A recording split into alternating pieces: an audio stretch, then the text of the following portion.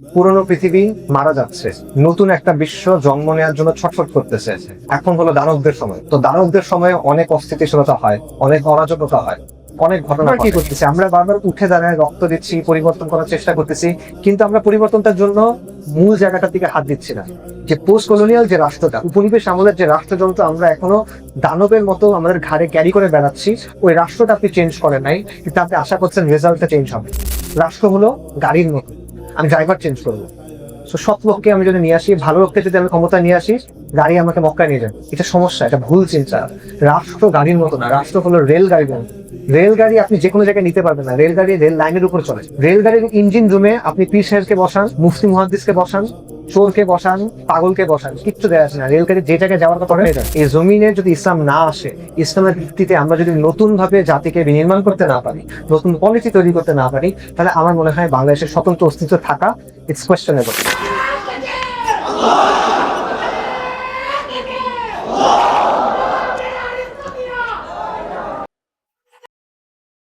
বিসমিল্লাহির রহমানির রহিম। ইন্নাল হামদুলিল্লাহ ওয়াসসালাতু ওয়াসসালামু আলা রাসূলিল্লাহ ওয়া আলা আলিহি ওয়া সাহবিহি ওয়া সাল্লামা তাসলিমান কাসীরা, আম্মা বাদ। রাব্বি ইশরাহ লি সাদরি ওয়া ইয়াসসির লি আমরি ওয়াহলুল উকদাতাম মিন লিসানি ইয়াফকাহু কওলি। আসসালামু আলাইকুম ওয়া রাহমাতুল্লাহি ওয়া বারাকাতুহু। আপনাদের সবাইকে শুকরিয়া, জাযাকুমুল্লাহু খাইরান আজকে এখানে আসার জন্য। বিশেষভাবে যারা আয়োজন করছেন, জেনজি ভলান্টিয়ার্স, ওনাদেরকেও ধন্যবাদ এখানে আসার জন্য। আলোচনার শুরুতে আমি দুটো কথা বলতে চাই, তারপর মূল আলোচনাতে যাব। প্রথম কথাটা হলো যে আমি চাই এই কথাগুলো শোনার সময় আপনারা একটা লম্বা টাইম ফ্রেমের কথা চিন্তা করবেন। অর্থাৎ আজ থেকে 50 বছর পর বা অ্যাটলিস্ট 30 বছর পর এই জনপদের ভবিষ্যৎ কি হবে, এটা একটু চিন্তা করবেন। আজকে 2026-এর 1 মে, এটাকে সামনে রেখে না আপনারা চিন্তা করবেন 2056-র 1 মেতে আমাদের এখানে কি অবস্থা হইতে পারে। এই জিনিসটা একটু মাথায় রেখে আলোচনাটা শুনবেন। আজকে অডিয়েন্সের বেশিরভাগ আপনাদের বয়স 30-এর নিচে, তো এই কথাগুলো বিশেষভাবে আপনাদের শোনা দরকার। পাশাপাশি বিভিন্ন এজেন্সির লোক এখানে থাকতে পারেন, আমাকে বলা হয়েছে যে আমার বক্তব্যের সময় এজেন্সির লোকজন এখানে থাকে। তো এই কথাগুলো আপনাদেরও শোনা উচিত, কারণ এই কথাগুলো আমাদের ভবিষ্যতের জন্য, আমাদের সবার স্বার্থের সাথে জড়িত, আমাদের ভবিষ্যতের সাথে জড়িত, আমাদের পরিবারগুলোর ভবিষ্যতের সাথে জড়িত, এবং এই সমাজ এবং এই মাটির ভবিষ্যতের সাথে জড়িত। তাই এই কথাগুলো আপনারা শোনেন, যারা উপস্থিত আছেন তারা শোনেন, যারা অনুপস্থিত তাদের কাছে পৌঁছায় দেন। আমি যতটুকু বলছি, যেভাবে বলছি সেভাবেই পৌঁছায় দেন ইনশাআল্লাহ। আচ্ছা, এটা ছিল দুটো কথা, মূল কথা শুরু করি। আজকে হলো 2026, এটা হলো নতুন সহস্রাব্দ, মিলেনিয়াম, যেটা 2000 সালের দ্বিতীয় দশক। তো এই 6 বছরে কি হয়েছে, এটা একটা সংক্ষিপ্ত রিক্যাপ করা যায়। 2020 সালে আমরা দেখলাম যে কোভিড এর লকডাউন শুরু হলো, এবং এই লকডাউনের ফলে বিশ্ব অর্থনীতি, সমাজ, নানা বিষয়ে পরিবর্তন আসলো। এখানে আপনারা যারা আছেন এদের অনেকেই হয়তো বা কোভিড এর সময় নানা কারণে আল্লাহ তাদেরকে হিদায়াত করছেন, দিনের কাছাকাছি হয়তো আসছেন। সো এটা খালি পার্সোনাল লেভেলে পরিবর্তন আসে নাই, বড় বড় অনেক পরিবর্তন বৈশ্বিক লেভেলে আসছে কোভিড এর লকডাউনের কারণে। 2021 সালে অগাস্টে আমরা দেখলাম যে 20 বছর যুদ্ধ করার পর, যেটাকে দুনিয়ার পরাশক্তি বলা হয় আমেরিকা, যেটা দুনিয়ার সবচেয়ে বড় ইকোনমিক এবং মিলিটারি পাওয়ার, সে আমেরিকা পরাজিত হইল।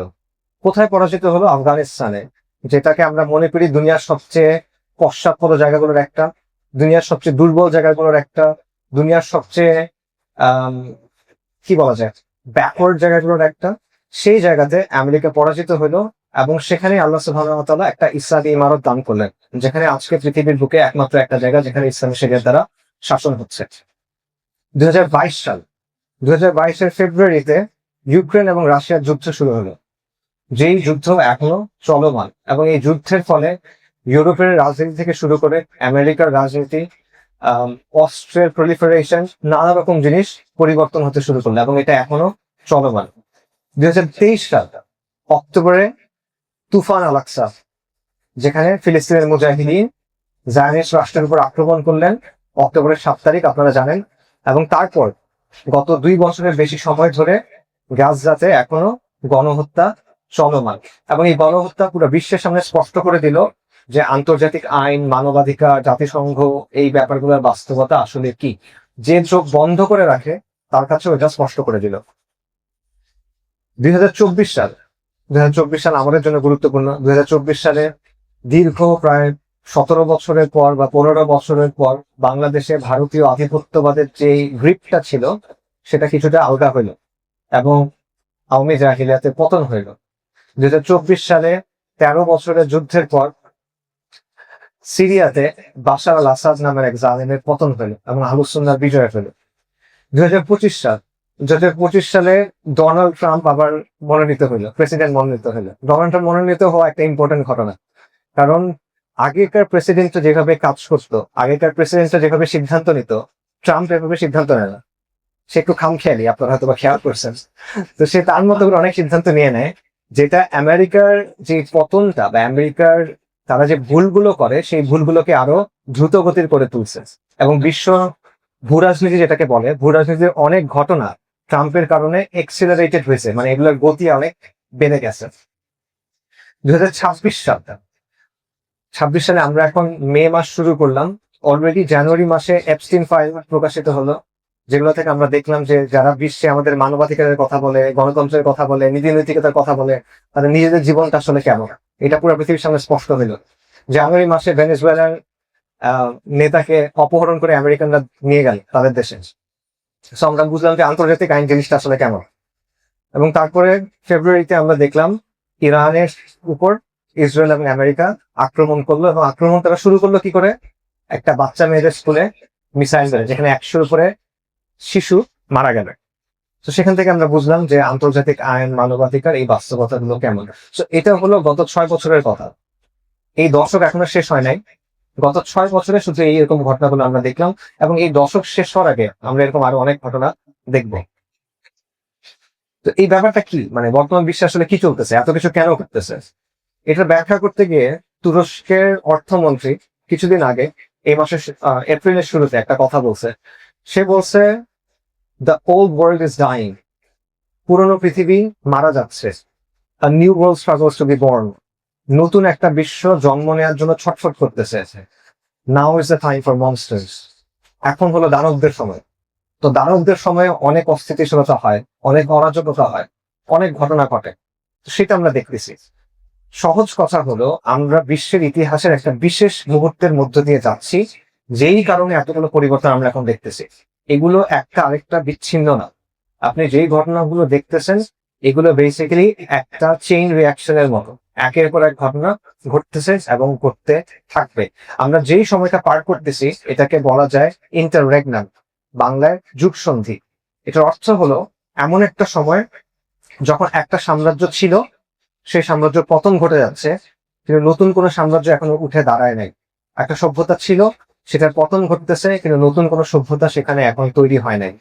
নিয়মের যে কাঠামো আগে ছিল, আন্তর্জাতিক আইন, মানবাধিকার ইত্যাদি ইত্যাদি, জাতিসংঘ, এই কাঠামো ভেঙে পড়ছে, এই কাঠামো এখন আর কাজ করে না, কিন্তু সেখানে নতুন কোনো কিছু এখনো তৈরি হয় না।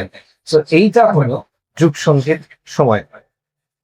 এবং যুগ সন্ধির সময়ের বৈশিষ্ট্য হলো, যে বিষয়গুলোতে আগে আমরা বিশ্বাস করতাম, যে বিষয়গুলোর মধ্য দিয়ে আগে আমরা চিন্তা করতাম, যে লেন্সের মধ্য দিয়ে আমরা দুনিয়াকে আগে দেখতাম, যে ব্যাপারগুলোকে আমরা প্রশ্নাতীত বলে গ্রহণ করে নিতাম, সেগুলো এখন আর কার্যকর না। এটা হলো যুগ সন্ধির বৈশিষ্ট্য। আমরা একটা প্রগাঢ় পরিবর্তনের সময়ের মধ্যে দিয়ে যাচ্ছি, এবং আমরা প্রচন্ড অস্থিতিশীলতার সময়ের মধ্যে দিয়ে যাচ্ছি বৈশ্বিক ভাবে। বাংলাদেশের কথা তো আছেই, বাংলাদেশের কথা যাচ্ছি, বাট বৈশ্বিক ভাবে আমরা একটা প্রগাঢ় অস্থিতিশীলতার সময়ের মধ্যে দিয়ে যাচ্ছি। আমাদের বাবা মা আমাদের যেই সব জিনিসপত্র বুঝাইছেন দুনিয়ার ব্যাপারে, যেগুলো চিন্তা করে আমরা বড় হয়েছি, স্কুল কলেজে আপনারা যেগুলো শিখছেন, এগুলো এখন কাজ করছে। আমি আপনাদের কিছু প্রমাণ দেই। দ্বিতীয় বিশ্বযুদ্ধের পর পরাশক্তি ছিল দুইটা, আপনারা সবাই জানেন যে আমেরিকা এবং সোভিয়েত ইউনিয়ন ছিল, এবং তাদের মধ্যে যুদ্ধ হচ্ছিল। 90-এর দশকে সোভিয়েত ইউনিয়নের পতন হয়, আমেরিকা জিতে যায়। এটাকে বলা হয় মাল্টি ইউনিপোলার মোমেন্ট। পুরো বিশ্বে একটা মাত্র পরাশক্তি, যেটা হলো আমেরিকা। এবং তখন আমেরিকা যা কিছু বলে সেটাকে সঠিক বলে মেনে নেওয়ার একটা টেন্ডেন্সি তৈরি হলো, যে আমেরিকা মুক্তবাজার অর্থনীতির কথা বলে, অতএব এটা সঠিক। আমেরিকা লিবারাল ডেমোক্রেসির কথা বলে, অতএব এটা সঠিক। আমেরিকা আন্তর্জাতিক আইনের কথা বলে, অতএব এটা সঠিক। এরকম একটা চিন্তা আসলো। এই বিষয়টা এখন আর নাই।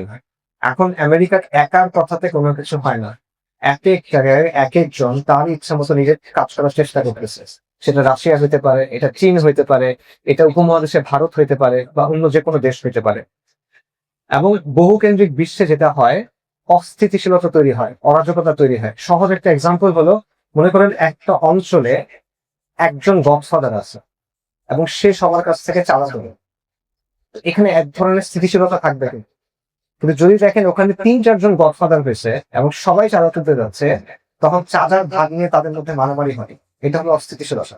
তো এই জিনিসটা বিশ্বের মধ্যে এখন তৈরি হয়। আরেকটা এক্সাম্পল হলো আন্তর্জাতিক আইনের কথা চিন্তা কর। গাজাতে ইসরায়েল যা যা করছে সেগুলো আন্তর্জাতিক আইন অনুযায়ী বেআইনি, একেবারে বেআইনি। ইসরায়েল রাষ্ট্রের ইভেন 67-এর পর যে বর্ডার, সেগুলো বেআইনি, কিন্তু এগুলো নিয়ে কেউ কিন্তু কথা বলে না। প্রত্যেকটা পশ্চিমা দেশ আলটিমেটলি ইসরায়েলকে হেল্প করতেছে।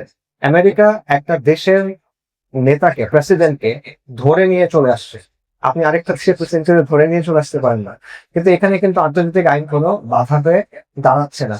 তো দ্বিতীয় বিশ্বযুদ্ধের পর পৃথিবীর একটা কাঠামো ছিল, এটাকে বলা হয় রুলস বেসড অর্ডার, নিয়মতান্ত্রিক বিশ্ব।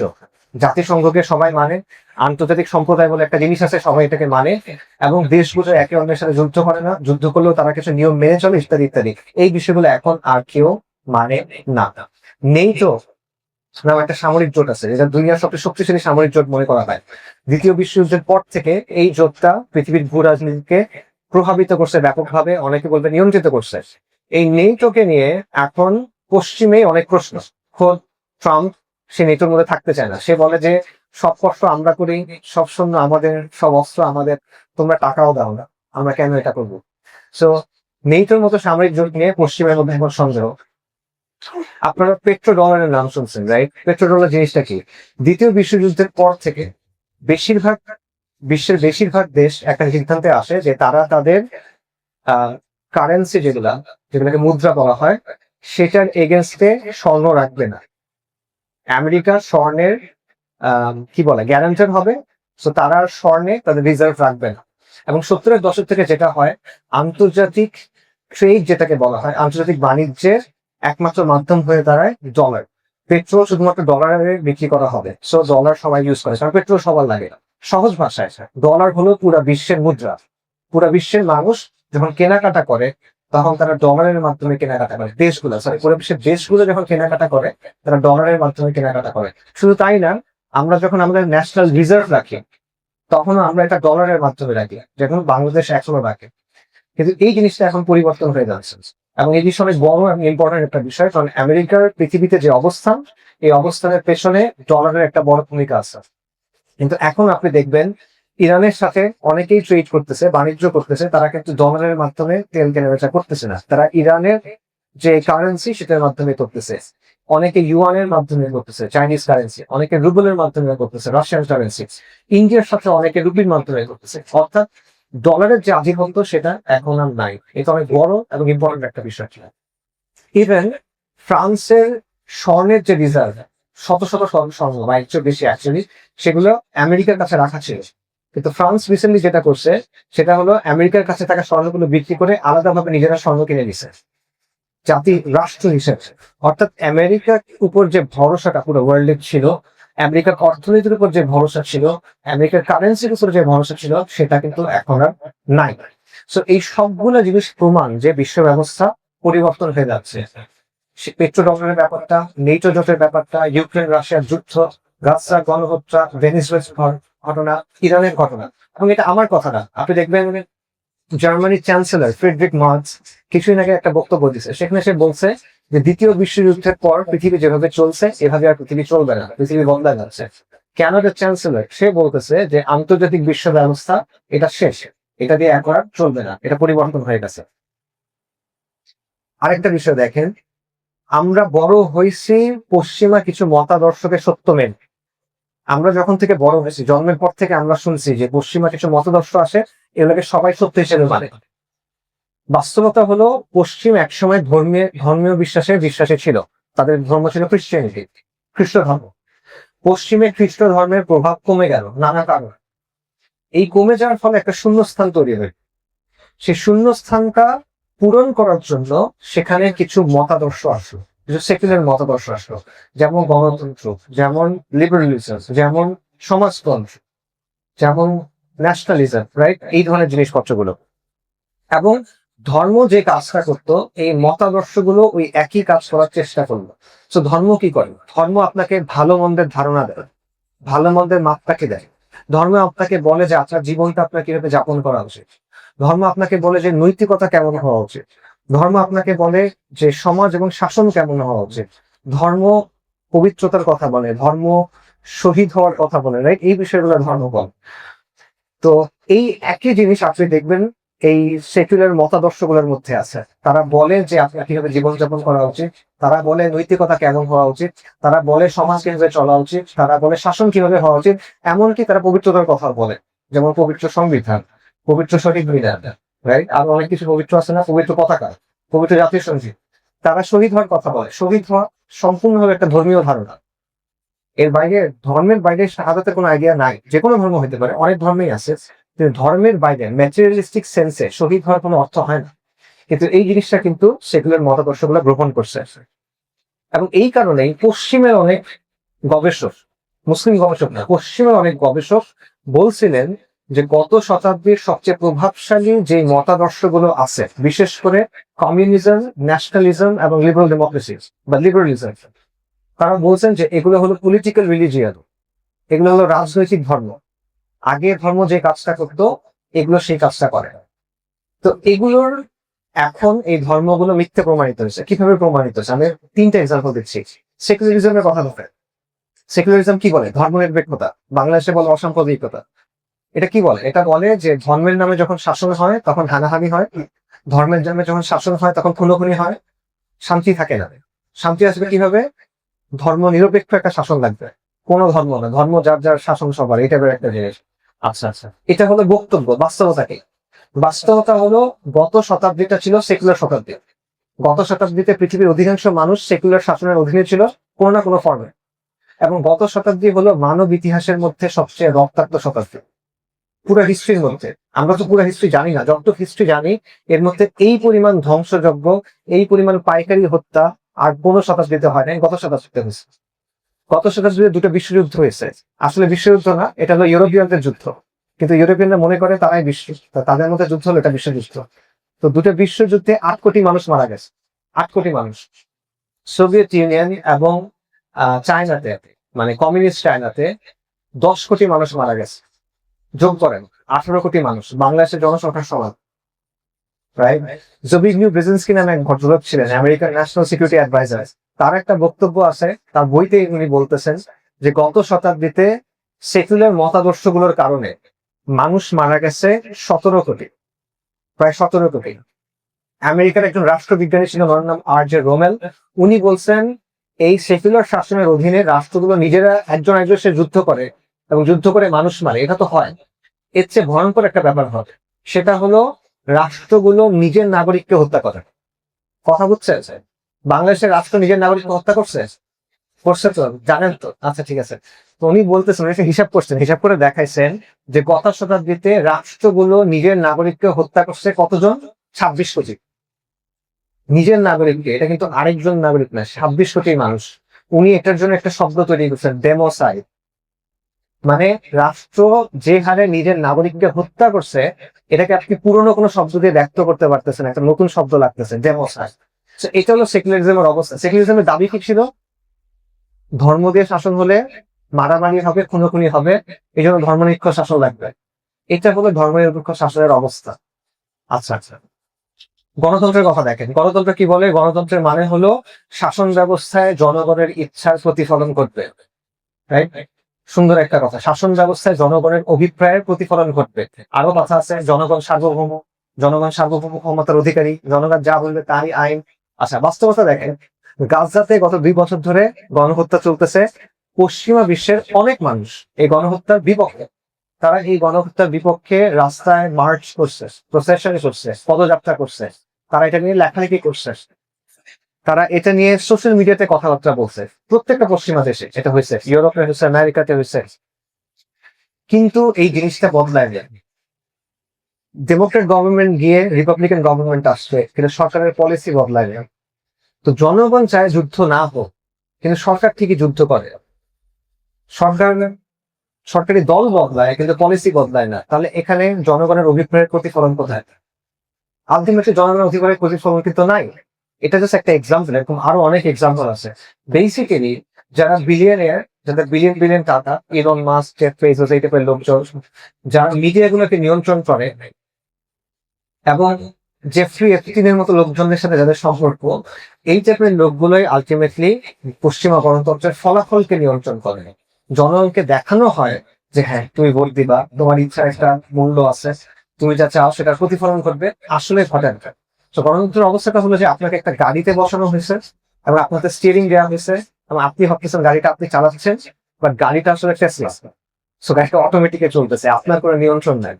ব্যাপারটা আসলে লিবারালিজমের কথা দেখেন, লিবারালিজম মানবাধিকারের কথা বলে, ব্যক্তি স্বাধীনতার কথা বলে, অথচ এই মানবাধিকার এবং ব্যক্তি স্বাধীনতার নামেই সবচেয়ে বেশি পশ্চিমা আগ্রাসনকে জায়েজ করা হয়েছে।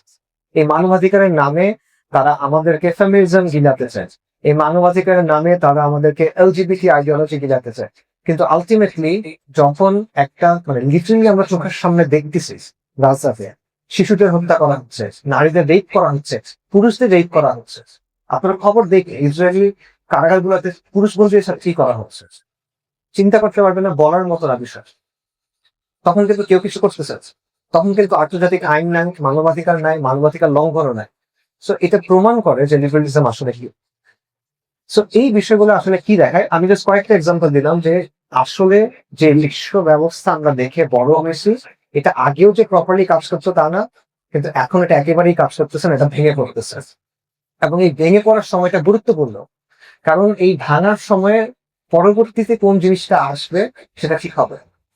এই ভাঙার সময় আপনি কি তৈরি করবেন সেটাই ডিসাইড করবে এর পরে কি হবে, রাইট? সো এই জিনিসটা ইম্পর্টেন্ট, এবং এখানে সবচেয়ে গুরুত্বপূর্ণ যে বিষয়টা সেটা হলো আমাদের চিন্তার পরিবর্তন করা। এখানে একটা সুন্দর শব্দ আছে ইংরেজিতে বা টার্ম আছে, এটাকে বলে প্যারাডাইম শিফট, বাংলায় বলা হয় পাটাতন পরিবর্তন। কথাটা শুনতে কঠিন, অর্থটা সহজ। কোনো একটা বিষয়ের ব্যাপারে আমরা যেভাবে চিন্তা করি এটার ধরনটাকে আমূল পরিবর্তন করা। আমি উদাহরণ দিচ্ছি, মনে করেন এক সময় মানুষ বিশ্বাস করত পৃথিবী হলো মহাবিশ্বের কেন্দ্রে, পৃথিবীকে কেন্দ্র করে সূর্য ঘুরে। টলেমির সময় এটা মনে করা হতো, কিন্তু পরবর্তীতে কোপারনিকাসের সময়ে মানুষ বলল যে না, আসলে সূর্য পৃথিবীর চারপাশে ঘুরতেছে না, পৃথিবী সূর্যের চারপাশে ঘুরতেছে। সো এই ব্যাপারটা মহাকাশ নিয়ে এবং পৃথিবীর অবস্থান নিয়ে যে চিন্তাটা, এটা কিন্তু আমূল পরিবর্তন হয়ে গেল। একটা সময় পদার্থবিজ্ঞান বলতেই ছিল নিউটনিয়ান ফিজিক্স, নিউটনের 3 সূত্র, এটার ভেতর দিয়ে আমরা পদার্থবিজ্ঞানকে চিন্তা করতাম। আমি এটা এখন আমরা চিন্তা করি। ইঞ্জিনিয়ারিং, আপনারা যারা ইঞ্জিনিয়ার আছে আপনারা জানেন, ইঞ্জিনিয়ারিং স্টুডেন্ট, সায়েন্সের স্টুডেন্ট জানেন যেটা এখনো এক্সট্রিমলি ইম্পর্টেন্ট, কিন্তু এটার মধ্যে কিছু অপূর্ণতা ছিল, এবং সেই অপূর্ণতা নিয়ে কাজ করতে গিয়ে আইনস্টাইন নিয়ে আসলেন রিলেটিভিটির প্যারাডাইম বা আপেক্ষিকতার তত্ত্ব, এবং এটা কিন্তু অনেক কিছুর ব্যাপারে আমাদের চিন্তাকে পরিবর্তন করে দিল। সো এইটা হলো প্যারাডাইম শিফট, চিন্তার ব্যাপারে আমূল পরিবর্তন। আপনারা এভাবে চিন্তা করতে পারেন যে আপনারা অনেক সময় অনেক ছবি দেখবেন ইন্টারনেটে, যে ছবিটা প্রথমবার দেখায় একরকম জিনিস মনে হয়, কিন্তু একটু পরে অন্যভাবে দেখলে আরেক রকম জিনিস মনে হয়, সম্পূর্ণ ভিন্ন একটা ছবি মনে হয়, রাইট? আপনারা দেখছেন না, প্রথমে দেখে মনে হয় একটা ফুলদানি, পরে দেখে মনে হয় দুটা গাছ, এরকম ছবি আছে না? এইটা হলো প্যারাডাইম শিফট, যখন আপনার মানে পারসেপশন কমপ্লিটলি চেঞ্জ হয়ে গেছে, দেখার জায়গাটা কমপ্লিটলি বদলে গেছে। সো বর্তমান বিশ্বের যে বাস্তবতা, এখানে যদি আমাদের টিকে থাকতে হয়, আমাদের যেটা প্রয়োজন সেটা হলো আমাদের চিন্তার একটা আমূল পরিবর্তন। এটা একটা ছোট এক্সাম্পল দিচ্ছি, তারপর আমি বাংলাদেশের কথা ঢুকতেছি। ছোট এক্সাম্পলটা হলো জাস্ট ফিলিস্তিনের কথা চিন্তা করেন। ফিলিস্তিনে কি হয়েছে সবাই এটা জানে। এখন বলেন যে ফিলিস্তিন কিভাবে মুক্ত হয়? বর্তমান বিশ্ব ব্যবস্থার অধীনে ফিলিস্তিনের মুক্ত হওয়া অসম্ভব। বর্তমান বিশ্ব ব্যবস্থা ফিলিস্তিন ইসরায়েল রাষ্ট্রকে টিকায় রাখছে। বর্তমান বিশ্ব ব্যবস্থার মাধ্যমে ইসরায়েল রাষ্ট্র প্রতিষ্ঠিত হয়েছে। বর্তমান বিশ্ব ব্যবস্থা ইসরায়েল রাষ্ট্রকে নিরাপত্তা দিচ্ছে। বর্তমান বিশ্ব ব্যবস্থা গণহত্যাকারী ইসরায়েলের পক্ষে এসে বলতেছে না, হামাসেরও দোষ আছে। এটা হলো বাস্তবতা। তো যতদিন পর্যন্ত এই বিশ্ব ব্যবস্থা থাকবে ততদিন পর্যন্ত আপনি ফিলিস্তিনকে মুক্ত করতে পারবেন না। ফিলিস্তিনকে মুক্ত করতে হলে এই বিশ্ব ব্যবস্থার পতন ঘটাতে হবে। এটা হলো বাস্তবতা। তো এটা দেখেন, আপনার আগের চিন্তা কি ছিল, আমাদের বাপদাদাদের সময় চিন্তা কি ছিল, দাদাদের সময় না, বাবাদের সময়, আমাদের বড় ভাইদের সময়। তাদের চিন্তাটা হলো যে না, আন্তর্জাতিক আইন মানতে হবে, আমেরিকা আসলে আমাদের পক্ষে কথা বলবে, আমরা যদি ওদের নিয়ম মেনে খেলি তাহলে আমরা হয়তো কিছু পাবো। কিছু পাবেন না। সবার সামনে হাজার হাজার মানুষকে হত্যা করা হবে, কেউ এটা নিয়ে একটা কথা বলবে না। এটা হলো দুনিয়ার বাস্তবতা। তো এই বাস্তবতাটা আগে এমন না যে দুনিয়া আগে অন্যরকম ছিল, এই বাস্তবতা আগে আড়ালে ছিল, এখন এটা স্পষ্ট সবার সামনে। তো এটা জাস্ট একটা এক্সাম্পল। তো এই যে পরিবর্তনগুলো বললাম, যেটা আমার মূল আলোচনা, এটা আমাদেরকেও স্পষ্ট করবে, এটা বাংলাদেশকে বা যেই জনপদে আমরা আজকে দাঁড়াইছি এটাকেও স্পষ্ট করবে। এটা নিয়ে আমি আপনাদের কিছু কথা বলি যে আমাদের সামনে কি অপেক্ষা করতেছে। আমি আবারও মনে করাই দেই, আমি বক্তব্যের শুরুতে বলছিলাম যে আপনারা আলোচনাগুলো শোনার সময় আগামী অ্যাটলিস্ট 30 বছরের কথা চিন্তা করবেন, যে এই কথাগুলো বলতেছি 30 বছর পর এগুলা কি, কোন অবস্থায় গিয়ে দাঁড়াবে, 30 বছর পর এই জনপদের অবস্থা কি হবে, এই কথাটা মাথায় রাখবেন, তারপর কথাগুলো শুনবেন। আচ্ছা, প্রথমে চিন্তা করেন, বলা হইতো যে বিংশ শতাব্দীতে মানে গত শতাব্দীতে যুদ্ধগুলো হয়েছে তেলের জন্য, আর এই শতাব্দীতে যুদ্ধ হবে পানির জন্য। এই বিষয়টা উপমহাদেশের জন্য সত্য, কারণ উপমহাদেশ হলো পৃথিবীর মধ্যে সবচেয়ে ঘন বসতিপূর্ণ জায়গাগুলোর একটা, মানে অল্প জায়গায় অনেক মানুষ, এবং সবচেয়ে পানি সংকটপূর্ণ জায়গাগুলোর একটা, এখানে পানির উৎস খুব কম। তো পানির যে উৎসগুলো বাংলাদেশে আছে সেগুলো কি বলে, সেগুলো হলো সিন্ধু নদী, গঙ্গা নদী, ব্রহ্মপুত্র এবং তিস্তা, এই নদীগুলো। এবং এই নদীগুলো সবগুলো ঢুকছে কোত্থেকে, ভারত হয়ে বাংলাদেশে ঢুকছে। ভারত হলো উজানে, বাংলাদেশ হলো ভাটিতে। উজান ভাটি বুঝেন তো, একটা উপরে একটা নিচে। আচ্ছা, ওইখান থেকে পানি আপনার কাছে আসতেছে, কারণ পানির সোর্স কোথায়, হিমালয়। নদীগুলোর সোর্স হলো হিমালয়, বেসিক্যালি হিমালয়ের বরফ। তো এগুলো ওখান থেকে আপনার কাছে ঢুকতেছে। এখন যার অবস্থান উজানে, তার একটা সুবিধা হলো সে যদি উজানে বাদ দেয় তাহলে আপনার কাছে আর পানি আসবে না। কথা বুঝছে? আচ্ছা আচ্ছা, এই জিনিসটা ভারত সবগুলো দেশের সাথে করে, উপমহাদেশের, পাকিস্তানের সাথে, নেপালের সাথে, ভুটানের সাথে, সবার সাথে করে। এটাকে বলা হয় হাইড্রো হেজেমনি, পানির উপর নিয়ন্ত্রণ থাকা। এবং এটা ভারত পুরো দমে ব্যবহার করে সবার বিরুদ্ধে, কিন্তু সবচেয়ে বেশি ব্যবহার করে বাংলাদেশের বিরুদ্ধে। বাংলাদেশ এটা শুরু হয়েছে কিভাবে, 1975 সালে একটা বাঁধ তৈরি করে ভারতের, নাম হলো ফারাক্কা বাঁধ। এই ফারাক্কা বাঁধের কারণে বাংলাদেশের দক্ষিণ পশ্চিমাঞ্চল যেটা, এটা কৃষি ব্যবস্থা প্রায় পঙ্গু হয়ে গেছে। এখন তিস্তা নদীতে একটা আছে, সেটার নাম হলো গজলডোবা ব্যারেজ। এবং এইটার কারণে বাংলাদেশের উত্তরাঞ্চল যে নদীগুলো আছে এগুলো শুকায় যাচ্ছে। এটার ফলাফল আপনারা চিন্তা করতে পারবেন না। ভারত বেসিক্যালি এখন যা করতেছে সেটা হলো শুকনো মৌসুমে, গরমের সময় ওরা বাদ দিয়ে দেয়, তো তখন এখানে নদীগুলো শুকায় যায়, ডেজার্টিফিকেশন হয়, মানে মরুভূমির মতো হয়ে যাচ্ছে। আর যখন বর্ষা হয় তখন ওরা বাঁধ খুলে দেয়, তখন এখানে কি হয়, বন্যা হয়। আচ্ছা, এবং এই সমস্যাটা ক্রমাগত বাড়বে। কেন বাড়বে? কারণ পানি কমতেছে। কেন কমতেছে? কারণ এই পানির উৎস হলো হিমালয়ের বরফ। আপনারা ক্লাইমেট ক্রাইসিস নামে একটা জিনিসের কথা শুনছেন, বা ক্লাইমেট চেঞ্জ নামে একটা জিনিসের কথা শুনছেন, জলবায়ু পরিবর্তন, পৃথিবীর টেম্পারেচার বাড়তেছে। সো হিমালয়ের যে বরফ সেটা গলতেছে, বরফ করতেছে, মানে পানি, আপনার পানির যে রিজার্ভ সেটা কমতেছে। সেটা রেজাল্ট হলো আপনার পানি কম, মানুষ বেশি, বাঁধ বেশি। সেটা রেজাল্ট কি? তো এখানে একটা এস্টিমেশন আছে যে আগামী 2050 নাগাদ, এটা একটা এস্টিমেশন, রিসার্চ এস্টিমেশন, 2050 নাগাদ উপমহাদেশে পানির যে চাহিদা, সেটা সরবরাহ চাহিদার তুলনায় 30 থেকে 50% কম হবে। বুঝলেন? 30 থেকে 50% কম হবে। এখন বলেন 30 থেকে 50% পানির সমস্যা হলে আমরা কি করবো? পানির তো কোনো বিকল্প নাই, নাকি আছে? কোনো বিকল্প নাই। পানির কথা বলছি, ভূমির কথা চিন্তা করেন এবার। আমরা দেখলাম যে বর্তমান বিশ্বে আন্তর্জাতিক আইন কেউ মানে না, মানে যে শক্তিশালী সে মানে না, যে দুর্বল তাকে মানতে হয়। মানে দুর্বল যে মানতে চায় এমন না, বাট তাকে মানতে হয়। এখন ভারত কি শক্তিশালী না দুর্বল? ভারত শক্তিশালী। ভারতের নিউক্লিয়ার ওয়েপন আছে, ভারতের বিশাল সেনাবাহিনী আছে, তার চেয়ে বড় কথা হলো ভারতের বিশাল মার্কেট আছে, রাইট? 100 কোটির উপরে, প্রায় 150 কোটি তাদের জনসংখ্যা। পশ্চিমাদের জন্য এটা একটা গুরুত্বপূর্ণ মার্কেট। ভারত ইসরায়েলের মিত্র, আমেরিকার মিত্র কিনা এটা ইম্পর্টেন্ট না, সে ইসরায়েলের মিত্র, রাইট? সো ভারত শক্তিশালী, আপনার চেয়ে ডেফিনেটলি শক্তিশালী। এখন ভারতের একদম খোলামেলা তারা বলে যে তারা কি কায়েম করতে চায়, অখণ্ড ভারত। খোলামেলা তারা বলে ভারতের ক্ষমতায় যে দলটা আছে গত 10 বছর ধরে, এরা খোলামেলা বলে তারা অখণ্ড ভারত প্রতিষ্ঠা করতে চায়।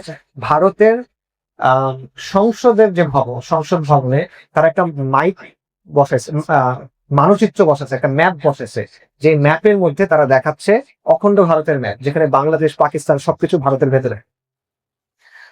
সো দেখেন, ভারতের তো আন্তর্জাতিক আইন মানার কোনো দরকার নেই। আছে? দরকার নেই। আমেরিকা মানে না, ইসরায়েল মানে না, ইউরোপ মানে না, রাশিয়া মানে না, চীন মানে না, ভারত কেন মানবে? আর সে মানবে না কার সাথে? আপনার সাথে। তো আমেরিকা কি আপনার কথা গুরুত্ব দিবে নাকি ভারতের কথা গুরুত্ব দিবে? অবশ্যই সে ভারতের কথা গুরুত্ব দিবে। সো তার কোনো ইনসেনটিভ নাই। আমরা ইকোনমিক্সে বলি ইনসেনটিভ। তার কোনো লাভ নাই আন্তর্জাতিক আইন মেনে। তার জন্য লাভজনক হলো আইন না মানা। এবং সে অবশ্যই যে কাজটা করবে সেটা হলো সে বাংলাদেশকে একটা প্রবলেম মনে করে। কারণ তার পেটের ভিতরে প্রায় 20 কোটি মানুষ যারা মুসলিম, এবং এই দেশটা তার দুইটা অংশকে ভাগ করে রাখছে। ভারতের যে 7 সিস্টার্স বলা হয়, নর্থ ওয়েস্ট প্রভিন্সেস, এটাকে বাংলাদেশ আলাদা করে রাখছে। বাংলাদেশ বঙ্গোপসাগরটাকে আলাদা করে রাখছে। বঙ্গোপসাগর ইম্পর্টেন্ট। ইউনূস সাহেব একটা বক্তব্য দিয়েছিল যে we are the guardians of the sea. আমরা হলাম সমুদ্রের অভিভাবক। এটা গুরুত্বপূর্ণ। সমুদ্রের পাশে থাকাটা খারাপ মনে করতেছি আমরা, এটা অ্যাকচুয়ালি গুরুত্বপূর্ণ। সমুদ্রের পাশে থাকার মানে হলো আপনি একটা নেভাল পাওয়ার হইতে পারবেন, এটার মানে হলো আপনি বাণিজ্যিক শক্তি হতে পারবেন। কিন্তু ভারত সেটা চাইবে। তা আপনি তার জন্য সমস্যা, একটা সব দিক থেকে আপনি তার জন্য সমস্যা। এবং তার আন্তর্জাতিক আইন মানার কোনো দরকার নাই। কেউ আপনার পাশে এসে দাঁড়াবে না। সো ভারত যদি কখনো বাংলাদেশে হস্তক্ষেপ করে বা আগ্রাসন চালায়, কেউ বাংলাদেশের পক্ষে দাঁড়াবে না। এখন আগ্রাসন মানে কি? আমরা মনে করি আগ্রাসন মানে হলো ভারতীয় সেনাবাহিনী একদিন বাংলাদেশে ঢুকে যাবে, বাট নেসেসারিলি এটা না। আগ্রাসন অনেক ভাবে হয়। আমি একটা উদাহরণ দিই। 1970-এর দশকে একটা আন্দোলন ছিল, এটার নাম হলো স্বাধীন বঙ্গভূমি আন্দোলন। এই আন্দোলনের নেতৃত্বে ছিল চিত্তরঞ্জন সুতার নামে এক ভদ্রলোক এবং কালিদাস বৈদ্য নামে আরেক ভদ্রলোক। এরা ইন্ডিয়ান যে রিসার্চ এন্ড whatever, মানে রর সাথে তারা কাজ করছে। এবং তাদের একটা তাদের উদ্দেশ্য ছিল বাংলাদেশের দক্ষিণ পশ্চিমাঞ্চলের 6টা জেলাকে আলাদা করে ফেলা এবং একটা হিন্দু রিপাবলিক তৈরি করা, হিন্দু প্রজাতন্ত্র তৈরি করা। তাদের একটা সশস্ত্র বাহিনী ছিল যেটা কলকাতা এবং বনগাঁ থেকে পরিচালিত, যার নাম হলো বঙ্গ সেনা। তো ভারত এমন কিছু করতে পারে, হয়তোবা সে তার নিজের সেনাবাহিনী পাঠাইলো না, কিন্তু সে এমন কিছু আমাদের সীমানার ভেতর তৈরি করলো যারা বললো যে কিছু অংশ নিয়ে আমরা আলাদা হয়ে যাবে। এমন কিছু হতে পারে। অথবা রোহিঙ্গা ক্রাইসিসের মতো একটা ক্রাইসিস হতে পারে। রোহিঙ্গা ক্রাইসিসটা বেসিক্যালি কি? মিয়ানমারের একটা জনগোষ্ঠী আছে, রোহিঙ্গা জনগোষ্ঠী। মিয়ানমার বলছে এরা আমাদের নাগরিক না, এরা বাংলাদেশি, এদের বাংলাদেশ পাঠায় দাও। বেসিক্যালি এটাই তো। মানুষ যখন যায় নাই তখন ম্যাসাকার করছে, তখন জীবন বাঁচাতে এরা বাধ্য হয়ে এখানে চলে আসে। এটা হলো রোহিঙ্গা, সহজ ভাষায় বলতেছে এটা হলো রোহিঙ্গা ক্রাইসিস। এক্স্যাক্টলি সেম জিনিস ভারত থেকে হইতে পারে। কিরকম হইতে পারে দেখেন, গতকালই সম্ভবত ভারতের পশ্চিমবঙ্গের বিধানসভা নির্বাচন হলো। এই নির্বাচনের রেজাল্ট দিবে 4ই মে। এই নির্বাচনের জন্য বিজেপি কেন্দ্র থেকে একটা জিনিস তৈরি করছে যেটা হলো SIR, স্পেশাল ইন্টেন্সিভ রিপোর্ট। সম্ভবত এটার মূল উদ্দেশ্য হলো, বিজেপির বক্তব্য হলো গত কয়েক দশক থেকে অনেক বাংলাদেশি অনুপ্রবেশ করে ভারতে গেছে এবং নিজেদেরকে ভারতের নাগরিক বলে দাবি করতেছে। এটা বিজেপির বক্তব্য। আমরা যেটা করব, আমরা অনুসন্ধান করব, দেখব কারা আসলে বাঙালি বাংলাদেশি, তাদেরকে আমরা ভোটার তালিকা থেকে বাদ দিব। সহজ কথা হলো এটা। বাট এটার অ্যাকচুয়াল কথাটা হলো তারা এদেরকে নাগরিকত্ব থেকে বাদ দিবে। এবং এই জিনিসটা আসামে হয়েছে NRC নামে। আসামে লক্ষ লক্ষ মুসলিমকে বাংলাদেশি বলে, বেসিক্যালি এটা বলে বাংলাদেশি অনুপ্রবেশকারী, ওরা একটা কথা বলে ঘুষ পিটিয়ে। অমিত শাহের অনেক বক্তব্যে আপনারা দেখবেন যে বলবে ঘুষ পিটিয়ে। ওরা বলে এরা অনুপ্রবেশকারী, এরা বাংলাদেশি, এরা আমাদের দেশে আসছে, এদেরকে আমরা ভোট দিতে দিব না, এদেরকে আমরা নাগরিকত্ব দিব না। এখন আপনি চিন্তা করেন এইবার নির্বাচনে কি হবে, এটা নিয়ে মাথা ব্যথা করার দরকার নেই। আমি মনে করি এবার এটা হবে না, এটা পরে হবে। কিন্তু চিন্তা করেন বয়ানটা কি? মুসলমান এবং বাংলাভাষী, এটার মানে হলো সে বাংলাদেশি। এরকম মানুষ ভারতে কয়েক লক্ষ আছে, অল্প না, অনেক মানুষ। তো এদেরকে এরা কি করতেছে, নাগরিকত্ব থেকে বাদ দিচ্ছে। বাদ দেওয়ার পর সে কি করবে? সে বলছে এদেরকে আমরা নাগরিক মনে করি। এরপর সে কি করবে? লজিক থেকে রোহিঙ্গা ক্রাইসিসে জানছে এক্স্যাক্টলি সেটা। আপনি তাকে পুশিং করবেন বাংলাদেশের বর্ডারে। আপনারা দেখবেন আজকে নিউজে এটা নিয়ে খবর, আজকের খবর হয়েছে এটা নিয়ে, আসামে বিজেপির যে নেতা সে বলতেছে রাত্রেবেলা আমরা মুসলিমদেরকে বাংলাদেশে পুশিং করি। বাংলাদেশ সম্ভবত আনুষ্ঠানিকভাবে এটার প্রতিবাদও জানাইছে। তো এই জিনিস অনেক বড় স্কেলে ঘটতে যাচ্ছে। রোহিঙ্গা ক্রাইসিসের মতো একটা ক্রাইসিস যদি ঘটে, মনে করেন ঘটলো, আপনি কার কাছে যাবেন? জাতিসংঘ? জাতিসংঘ রোহিঙ্গা ক্রাইসিস করছে, আন্তর্জাতিক সম্প্রদায়, আন্তর্জাতিক আইন নয়, কোনো ভ্যালু নেই। সো এই বিষয়টা আছে। ইন্ডিয়ান থ্রেট এর বাইরে সীমান্তে হত্যা আছে, প্রোপাগান্ডা আছে, আওয়ামী লীগের ব্যাপারে তাদের সমর্থন, এগুলো তো আছেই। বাংলাদেশের মিডিয়া এবং সাংস্কৃতিক জগৎ, এখানে ইন্ডিয়ার ব্যাপক প্রভাব। এবং যখনই বাংলাদেশে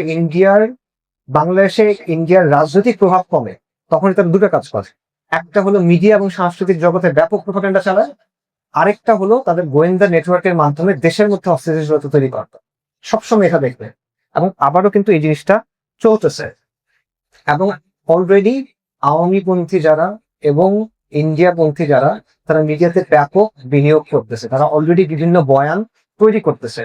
এবং আওয়ামী লীগের সময় দেখবেন জঙ্গিবাদের যে ন্যারেটিভ, এটা ইউজ করে কিন্তু তারা তাদের পশ্চিমের কাছ থেকে সমর্থনটা নিছিল। তারা বলছিল যে আমরা যদি না থাকি বাংলাদেশ আফগানিস্তান হয়ে যাবে, অতএব আমাদেরকে সমর্থন দাও, যদিও আমরা গুম করি, যদিও আমরা খুন করি, যদিও আমরা নির্বাচন না দিই, বাট আমাদেরকে রাখো। এটা ছিল সহজ ভাষায় ইন্ডিয়ার আওয়ামী লীগের বক্তব্য। এবং এই ন্যারেটিভটা শুরু হয়েছিল কি দিয়ে? তারা বলছিল যে বাংলাদেশ সেনাবাহিনীর মধ্যে 35% উগ্রবাদী হয়ে গেছে, অতএব আওয়ামী লীগকে ক্ষমতায় আনবে। এটা হলো বক্তব্য। এখন দেখেন এই সেম ন্যারেটিভ বাংলাদেশে আবারও আসতেছে। এখন বলতেছে বিমান বাহিনীর কথা, যে বাংলাদেশের বিমান বাহিনীর মধ্যে সবাই উগ্রবাদী হয়ে গেছে, সো এখন সমাধান করা লাগবে। এটা সবসময় মাথায় রাখবেন। যদি আপনি জঙ্গিবাদ দমনের ন্যারেটিভ আনেন, ওয়ার অন টেররের ন্যারেটিভ আনেন, এটা বাংলাদেশে অলওয়েজ ভারতকে হেল্প করবে। কারণ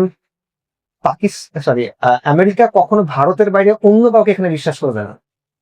আমেরিকা সবসময় ভারতকে এখানে বিশ্বাস করবে, এবং ভারত সবসময় আওয়ামী লীগকে এখানে বিশ্বাস করবে। এটা একটা সিম্পল লজিক্যাল চেঞ্জ। আপনি যদি জঙ্গিবাদের ন্যারেটিভ আনেন, তাহলে এক্স্যাক্টলি সেম জিনিসটা হবে যা আগে হয়েছে।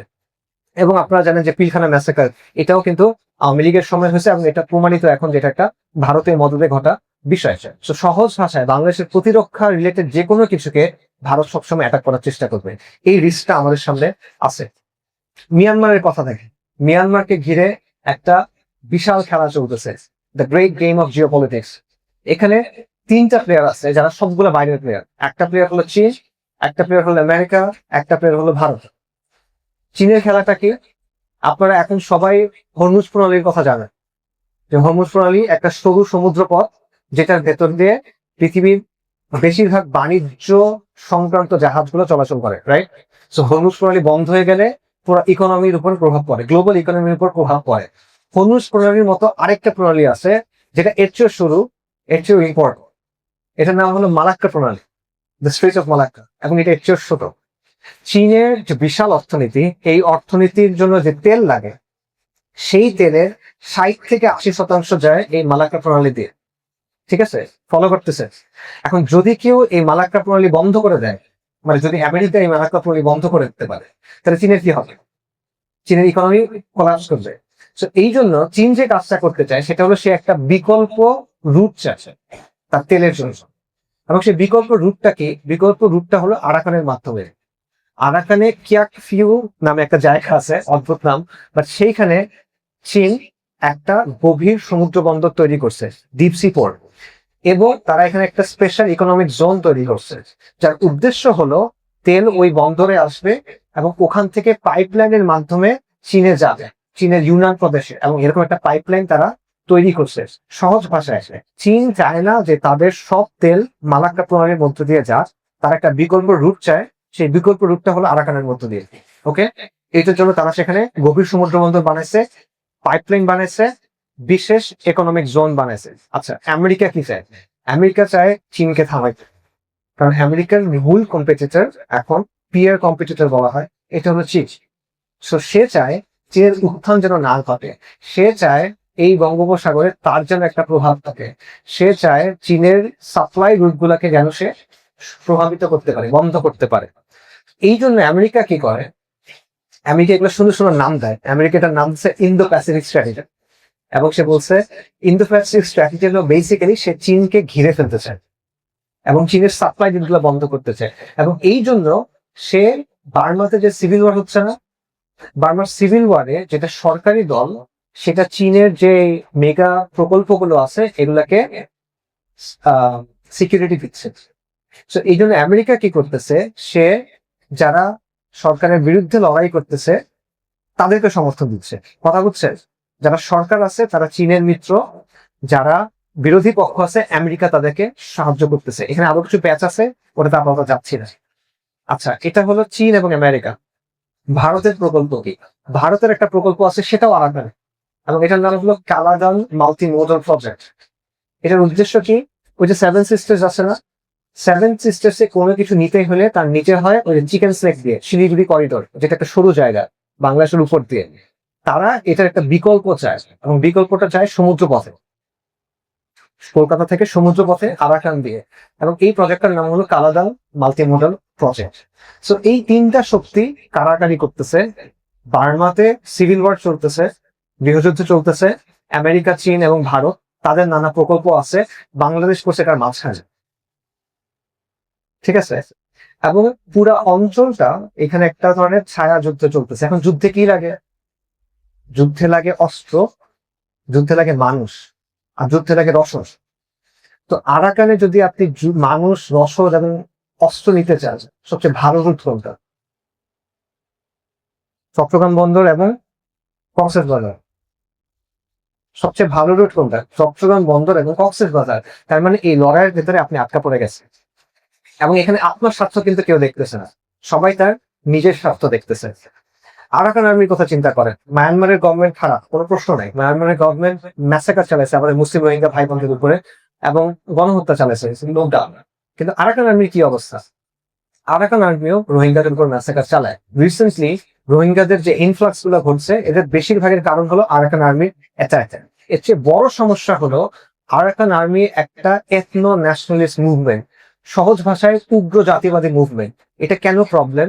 কারণ তাদের চিন্তায় গ্রেটার আরাকান নামে একটা জিনিস আছে। গ্রেটার আরাকান মানে কি? তারা মনে করে আরাকান এখন যতটুকু আগের চেয়ে বড় ছিল। আরাকানের আগে কিছু অংশ ছিল যেগুলো এখন আরাকানের ভেতরে নাই। আগের অংশগুলা কি? আগের অংশগুলোর মধ্যে চট্টগ্রাম পড়ে। কথা বুঝছেন? যেই সশস্ত্র দলটা এখন আরাকান রাজ্য প্রদেশটা ব্যাপক মানে বিশাল অংশ কন্ট্রোল করে, তারা বেসিক্যালি বিশ্বাস করে যে চট্টগ্রাম তাদের ঐতিহাসিক অংশ, কর্ণফুলী পর্যন্ত অ্যাটলিস্ট। তো এটা একটা বিশাল সমস্যা। এটা মনে করে 1663 সালের আগ পর্যন্ত চট্টগ্রাম তাদের অংশ ছিল। 1666-তে মুঘলরা চট্টগ্রাম তাদের কাছে দখল করে নেয়, এটা তাদের পাওয়ার কথা। এবং এই জন্য আপনি দেখবেন যে আরাকান আর্মি বাংলাদেশের সমুদ্র সীমার ভেতর ঢুকে আমাদেরকে গুলি করে। আরাকান আর্মি বাংলাদেশের জেলেদের ধরে নিয়ে যায়। রিসেন্টলিও এই খবর আপনারা দেখছেন, রাইট? এটা তারা কেন করে? তারা মনে করে এখানে তাদের রাইট আছে।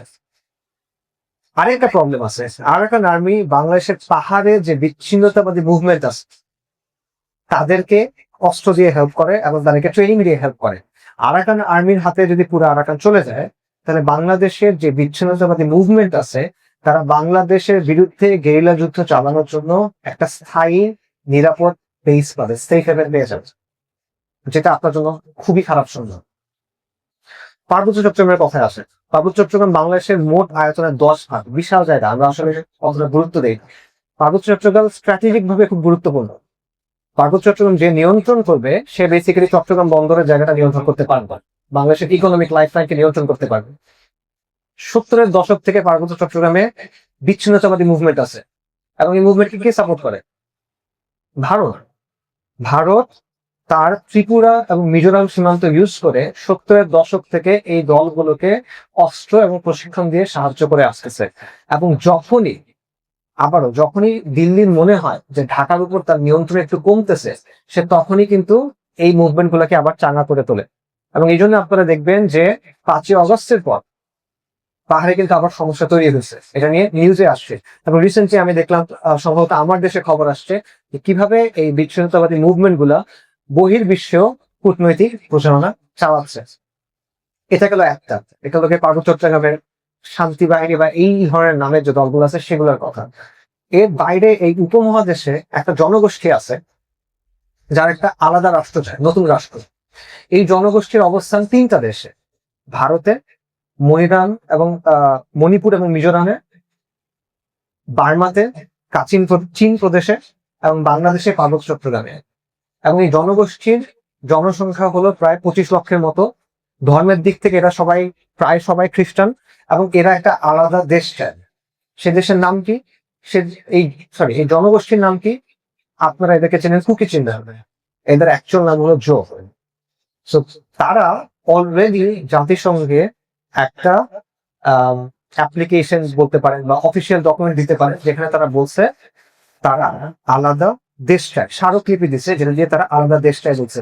এবং এই জনগোষ্ঠীর সব মানুষ না, বাট কিছু মানুষ সশস্ত্র মুভমেন্টকে সাপোর্ট করে, এবং এই সশস্ত্র মুভমেন্ট প্রত্যেকটা দেশের মধ্যে আছে। বাংলাদেশে আছে, বাংলাদেশে যেটা আছে সেটার নাম কি? KNF, কুকিচিন ন্যাশনাল ফ্রন্ট এবং কুকিচিন ন্যাশনাল আর্মি সম্ভবত, রাইট? তো এই মুভমেন্ট বাংলাদেশে আছে। ওই যে আপনারা খবরে দেখছেন নেইথান বং, দেখছেন কিনা, চারুকলার মেধাবী ছাত্র, এইটা হলো সেই কুকিচিন যে মুভমেন্ট সেটার অংশ। সো কুকিচিনরা সবচেয়ে ইম্পর্টেন্ট যে বিষয়টা বা ইন্টারেস্টিং যে বিষয়টা, তারা দাবি করে তারা হলো বনি ইসরায়েলের বংশধর। সো বনি ইসরায়েলের 12টা গোত্র ছিল, আপনারা এটা জানেন, রাইট? বনি ইসরায়েলের 12টা গোত্র, সেই 12টা গোত্রের মধ্যে 10টা গোত্র হারায় গেছে। এটা নিয়ে বিস্তারিত আলোচনা ঢুকতেছি না। ইতিহাসে এদের খুঁজে পাওয়া যায় না। 10টা গোত্র হারায় গেছে, 2টা গোত্র আছে। কারণ বলা হয় যে বর্তমানে যে ইহুদিরা আছে এরা হলো সেই 2টা গোত্রের বংশধর। এটা নিয়ে অনেক আপত্তি আছে, বাট এটা হলো মূল স্টোরি। সেই 10টা গোত্র যেটা হারায় গেছে, দুনিয়ার অনেক জনগোষ্ঠী দাবি করে যে তারা এই 10টা গোত্রের বংশধর। তো কুকিচিনরা দাবি করে তারা হলো বেনি মেনাসের। বেনি মেনাসে এই 10টা গোত্রের একটা। তো বেসিক্যালি তারা বলতেছে আমরা ধর্মের খ্রিস্টান, বংশে ইহুদি। ঠিক আছে? এখন আপনার কাছে এটা মনে হবে যে এটা কি বলতেছে, তা হাস্যকর কথা, রাইট? কিন্তু এই কথা তারা সিরিয়াসলি বিশ্বাস করে, এবং ইসরায়েলের যেটা চিফ র্যাবেনেট, মানে ইসরায়েলের প্রধান ধর্মীয় অথরিটি গুলোর যারা একটা, তারা এই দাবিকে মেনে নিচ্ছে। এবং এই জন্য আপনি দেখবেন যে কুকিচিন জনগোষ্ঠীর অনেক মানুষকে তারা ইসরায়েলে নিয়ে গেছে। ইহুদিদের একটা আইডিয়া আছে, আমাদের যেমন হিজরতের আইডিয়া আছে না, ইহুদিদের মধ্যে কিন্তু হিজরতের আইডিয়া আছে, আল্লাহ বলে এটা। তো এইভাবে তারা কিন্তু তাদের ওখানে নিয়ে গেছে। এখন কেন এটা ইম্পর্টেন্ট দেখেন, ইম্পর্টেন্ট এই জন্য, সেটা হলো উপমহাদেশে একটা নতুন রাষ্ট্র করা হবে, যেটা হবে খ্রিস্টান রাষ্ট্র। কারণ এটা সবাই ধর্মে খ্রিস্টান। যারা বংশে বলতেছে তারা ইহুদি, তার মানে তাদের মিত্র হলো ইসরায়েল। আচ্ছা, তো আমাদের ওলামায়ে কেরাম দেখবেন অনেক আগে লেখা আছে যেখানে তারা বলতেছে যে পার্বত্য চট্টগ্রামে একটা খ্রিস্টান রাষ্ট্র তৈরি করার পায়তারা চলতেছে। এই বাস্তবতা তো এটা অবাস্তব কথা না, এটা ষড়যন্ত্র তত্ত্ব, এটা বাস্তব কথা। এগুলো সব ডকুমেন্টেড। তারা যে জাতিসংঘে স্মারকলিপি দিছে, এটা ডকুমেন্টেড। তো এই বিষয়গুলো যখন আপনি সামনে রাখবেন, তখন আপনি বুঝবেন যে বাংলাদেশের পার্বত্য চট্টগ্রামে খ্রিস্টান মিশনারিদের এত কাছে আছে, এনজিও গুলোর এত কাছে আছে। বাংলাদেশে কিছু অদ্ভুত গোষ্ঠী আছে যে কোয়ান্টম বা এরকম নামে, তারা কেন পার্বত্য চট্টগ্রাম নিয়ে এত আগ্রহী, এই বিষয়গুলো আপনি তখন বুঝবেন। সো পূর্ব তিমুরের ক্ষেত্রে যা ঘটছিল, ইন্দোনেশিয়া থেকে আলাদা করে ফেলা হয়েছিল, দক্ষিণ সুদানকে আলাদা করে ফেলা হয়েছিল, এই বিষয়গুলো আপনার দেশের ক্ষেত্রে ঘটতেছে। আপনার ভূখণ্ডের জন্য হুমকিগুলো দেখেন, অখণ্ড Bharat, greater Arakan, Arakan army চায় আপনার চট্টগ্রাম পর্যন্ত, সে অ্যাটলিস্ট মনে করে এটা তার পাওয়ার কথা। বার্মার আগ্রাসন, পার্বত্য চট্টগ্রামের বিচ্ছিন্নতাবাদ, কুকিচিনরা আলাদা রাষ্ট্র করতে চায়। তো চারদিক থেকে আপনার যে মানচিত্র, এটাকে ঘিরে ফেলা হয়েছে। আমি শুরুতে বলছিলাম যে আপনারা প্লিজ চিন্তা করবেন এগুলো কালকে কি হবে এটা না, যে আজকে থেকে 30 বছর পর বা 50 বছর পর কোন অবস্থায় গিয়ে দাঁড়াবে, এটা চিন্তা করবেন। আচ্ছা, অলরেডি আমরা বাংলাদেশে যে অবস্থায় আছি, এটা একটা লোকসানের মধ্যে অবস্থা। ঐতিহাসিক ভাবে বাংলাদেশের মানুষ যারা, বাংলার যে মুসলিমরা, তাদের অবস্থান আসামে ছিল, তাদের অবস্থান ত্রিপুরাতে ছিল, তাদের অবস্থান আরাকানে ছিল। এগুলো ডকুমেন্টেড ফ্যাক্টর। এই বাংলার কৃষকরা গিয়ে আসামের বন জঙ্গল কেটে এটা আবাদ করছে, এটা ব্রিটিশ ডকুমেন্টের মধ্যে আছে। এটা খুব সিম্পল এবং স্বাভাবিক জিনিস। এটাকে বলা হয় ডেমোগ্রাফিক স্পিল ওভার, যে একটা জনগোষ্ঠী, বিশেষ করে যারা নদীবাহিত সমভূমিতে থাকে, যারা সীমান্তবর্তী অঞ্চলে থাকে, তারা বিভিন্ন জায়গায় ছড়ায় পড়ে। এই জায়গাগুলো আমাদের রাইট আছে, এগুলো আমাদের পাওয়ার কথা, কিন্তু 47-এ আমরা ঠকছি, আমরা এগুলো পাই না। 47-এ আমরা খুব ছোট্ট একটা জায়গা পাইছি, আজকের যে সীমান্তটা। এবং এই জন্য জিন্না সাহেব বলছিল যে আমরা একটা পোকায় খাওয়া মানচিত্র পাচ্ছি, এবং এই মানচিত্রটা আমাদের দুর্বলতা তৈরি করে দিচ্ছে। আজকে আমাদের 95% জায়গা ভারত দ্বারা পরিবেষ্টিত, আমাদের কোনো স্ট্র্যাটেজিক ডেপথ নাই। এই সব রিয়ালিটি কিন্তু এই মানচিত্রের জন্য, যে জিনিসটা আমাদের অলরেডি পাওয়ার কথা, আমাদের বিশাল জনগোষ্ঠী, তার জন্য আমার যথেষ্ট জায়গা নেই। ঢাকা শহরের অবস্থা খালি আপনারা দেখেন, রাইট? তো এটা হলো যে ঐতিহাসিক ভাবে এখানে আমাদেরকে ঠকানো হয়েছে, এটা হলো একটা জিনিস। 2 নম্বর বিষয়টা দেখেন, আবারও আপনারা জলবায়ু পরিবর্তনের কথা শুনছেন।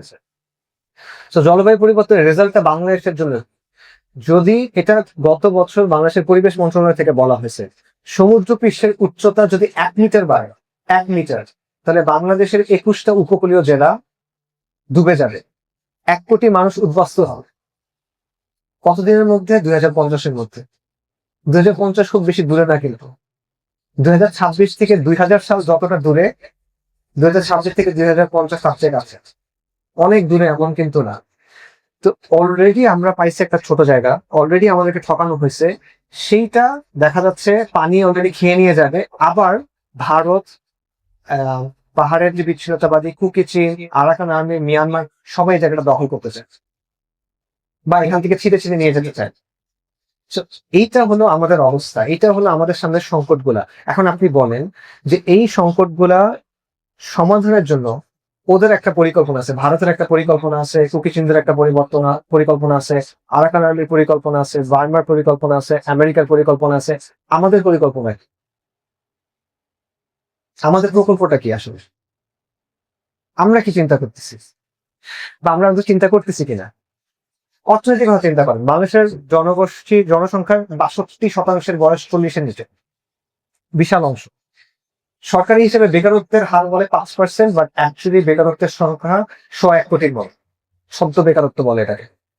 আমাদের ইকোনমি 80-এর দশকে আটকে আছে, 90-এর দশকে আটকে আছে। কারণ 80 এবং 90 দশক থেকে বাংলাদেশের ইকোনমির 2টা স্তম্ভ আছে, 2টা RMG, রেমিটেন্স। রেমিটেন্স হলো মধ্যপ্রাচ্যে যারা কাজ করতে যায় তাদের পাঠানো ইনকাম, RMG হলো রেডিমেড গার্মেন্টস। গত 30 বছরে এর বাইরে আমাদের ইকোনমির আর কোনো স্পিলার তৈরি হয়নি, নাথিং। কিন্তু এই 30 বছরে লক্ষ লক্ষ মানুষ নতুন ডিগ্রিধারী তৈরি হয়েছে, আমাদের মুড়ি মুরগির মতো ইউনিভার্সিটি তৈরি হয়েছে, কিন্তু এদেরকে চাকরি দেওয়ার ক্যাপাসিটি আপনার নাই। উচ্চশিক্ষার পেছনে যেই পরিমাণ বিনিয়োগ করা হয়েছে সেই পরিমাণ রেজাল্ট নাই। আমি আপনার একটা উদাহরণ দিই। আপনারা একটা লোককে চিনেন যে টিকটক করে, অপু, অপু ভাই? আচ্ছা, আর অপু ভাইয়ের ভিডিও দেখছেন আপনারা দেশে একটা ইয়াটের মধ্যে ঘুরতেছে, দুবাইয়ের মধ্যে, বিশাল পরিমাণ টাকা পয়সা। তার পড়াশোনা কি? তার ডিগ্রি আছে? নাই। তার ইনকাম কত বলো? লাখ টাকার উপরে।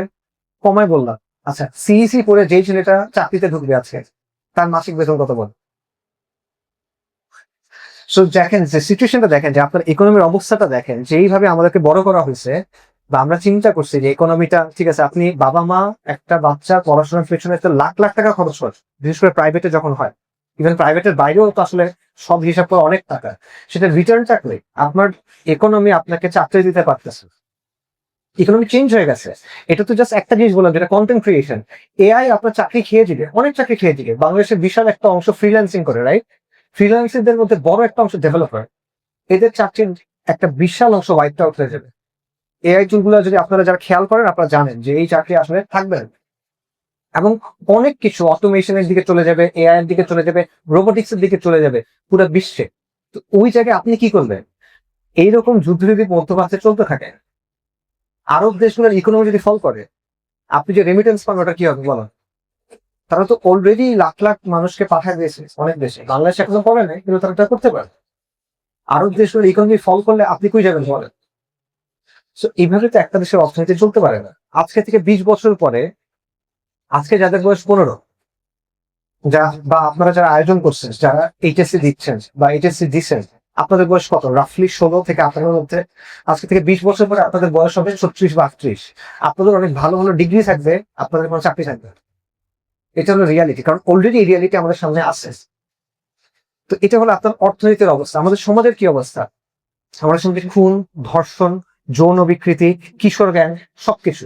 ব্যক্তিগত জীবনে মাদক, পর্নোগ্রাফি, ব্যাপক জিনা ব্যভিচার, তালাক, পরিবার ভেঙে যাচ্ছে, এই সবগুলা। সমাজ জীবনে খুন, ধর্ষণ, আহ দুর্নীতি, ঘুষ ক্রমাগত বাড়তেছে, এগুলা কিন্তু কোনো কমতি নেই।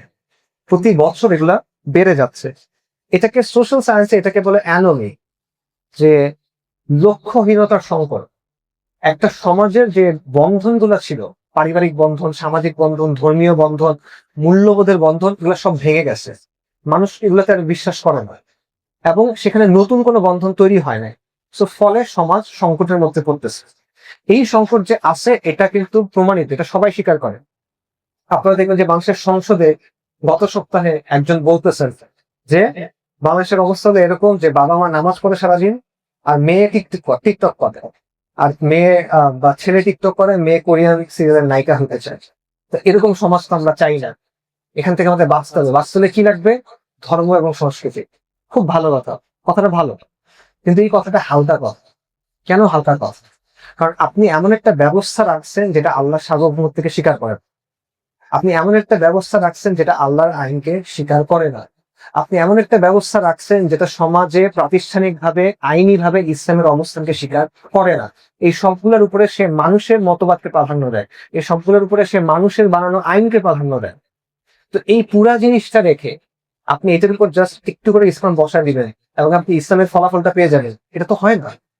ইসলাম তো কোনো প্লাগ ইন না, মানে এটা একটা অ্যাড অন না যে আপনি রেখে দিবেন। মানে আমরা কলম করি না আমাদের দেশে, যারা চাষবাসের সাথে যুক্ত এরা জানবেন যে এক গাছের কাণ্ডের সাথে আরেক গাছের ডাল এনে লাগাই দেওয়া যায় এবং এটা কাজ করে। এটা ওইখানে কাজ করবে, ইসলামের ক্ষেত্রে এটা কাজ করবে না। ইসলাম নিয়ন্ত্রণ করে, ইসলাম কখনো নিয়ন্ত্রিত হয় না।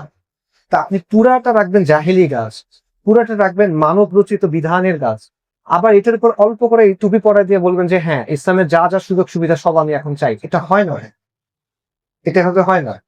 এই যে আধুনিক ব্যবস্থা, সেকুলার ব্যবস্থা, এটার যে আইনি কাঠামো, এটা যে বাজার অর্থনীতি, এটার যে নৈতিকতার কাঠামো, এটার যে সমাজের কাঠামো, এটার যে সাংস্কৃতিক কাঠামো, এগুলো একটা নির্দিষ্ট ধরনের মানুষ তৈরি করে, এটা একটা নির্দিষ্ট ধরনের চিন্তা তৈরি করে, এটা একটা নির্দিষ্ট ধরনের মনোভাব তৈরি করে। একইভাবে ইসলামের যে নিজাম, ইসলামী শরিয়া, ইসলামের যে আদব এবং আখলাকের শিক্ষা, ইসলামের যে মুআমালাত এবং মুআশারাতের নিয়ম, এই সবকিছু আরেকটা ভিন্ন ধরনের মানুষ তৈরি করে। আপনার ঠিক করতে হবে আপনি কোনটা চান, আপনি দুটো মিলাইতে পারবেন না। আপনি যেই গাছ লাগাবেন ওই ফল পাবেন, সহজ কথা, তাই না? আপনি যেই গাছ লাগাবেন সেই ফল পাবেন।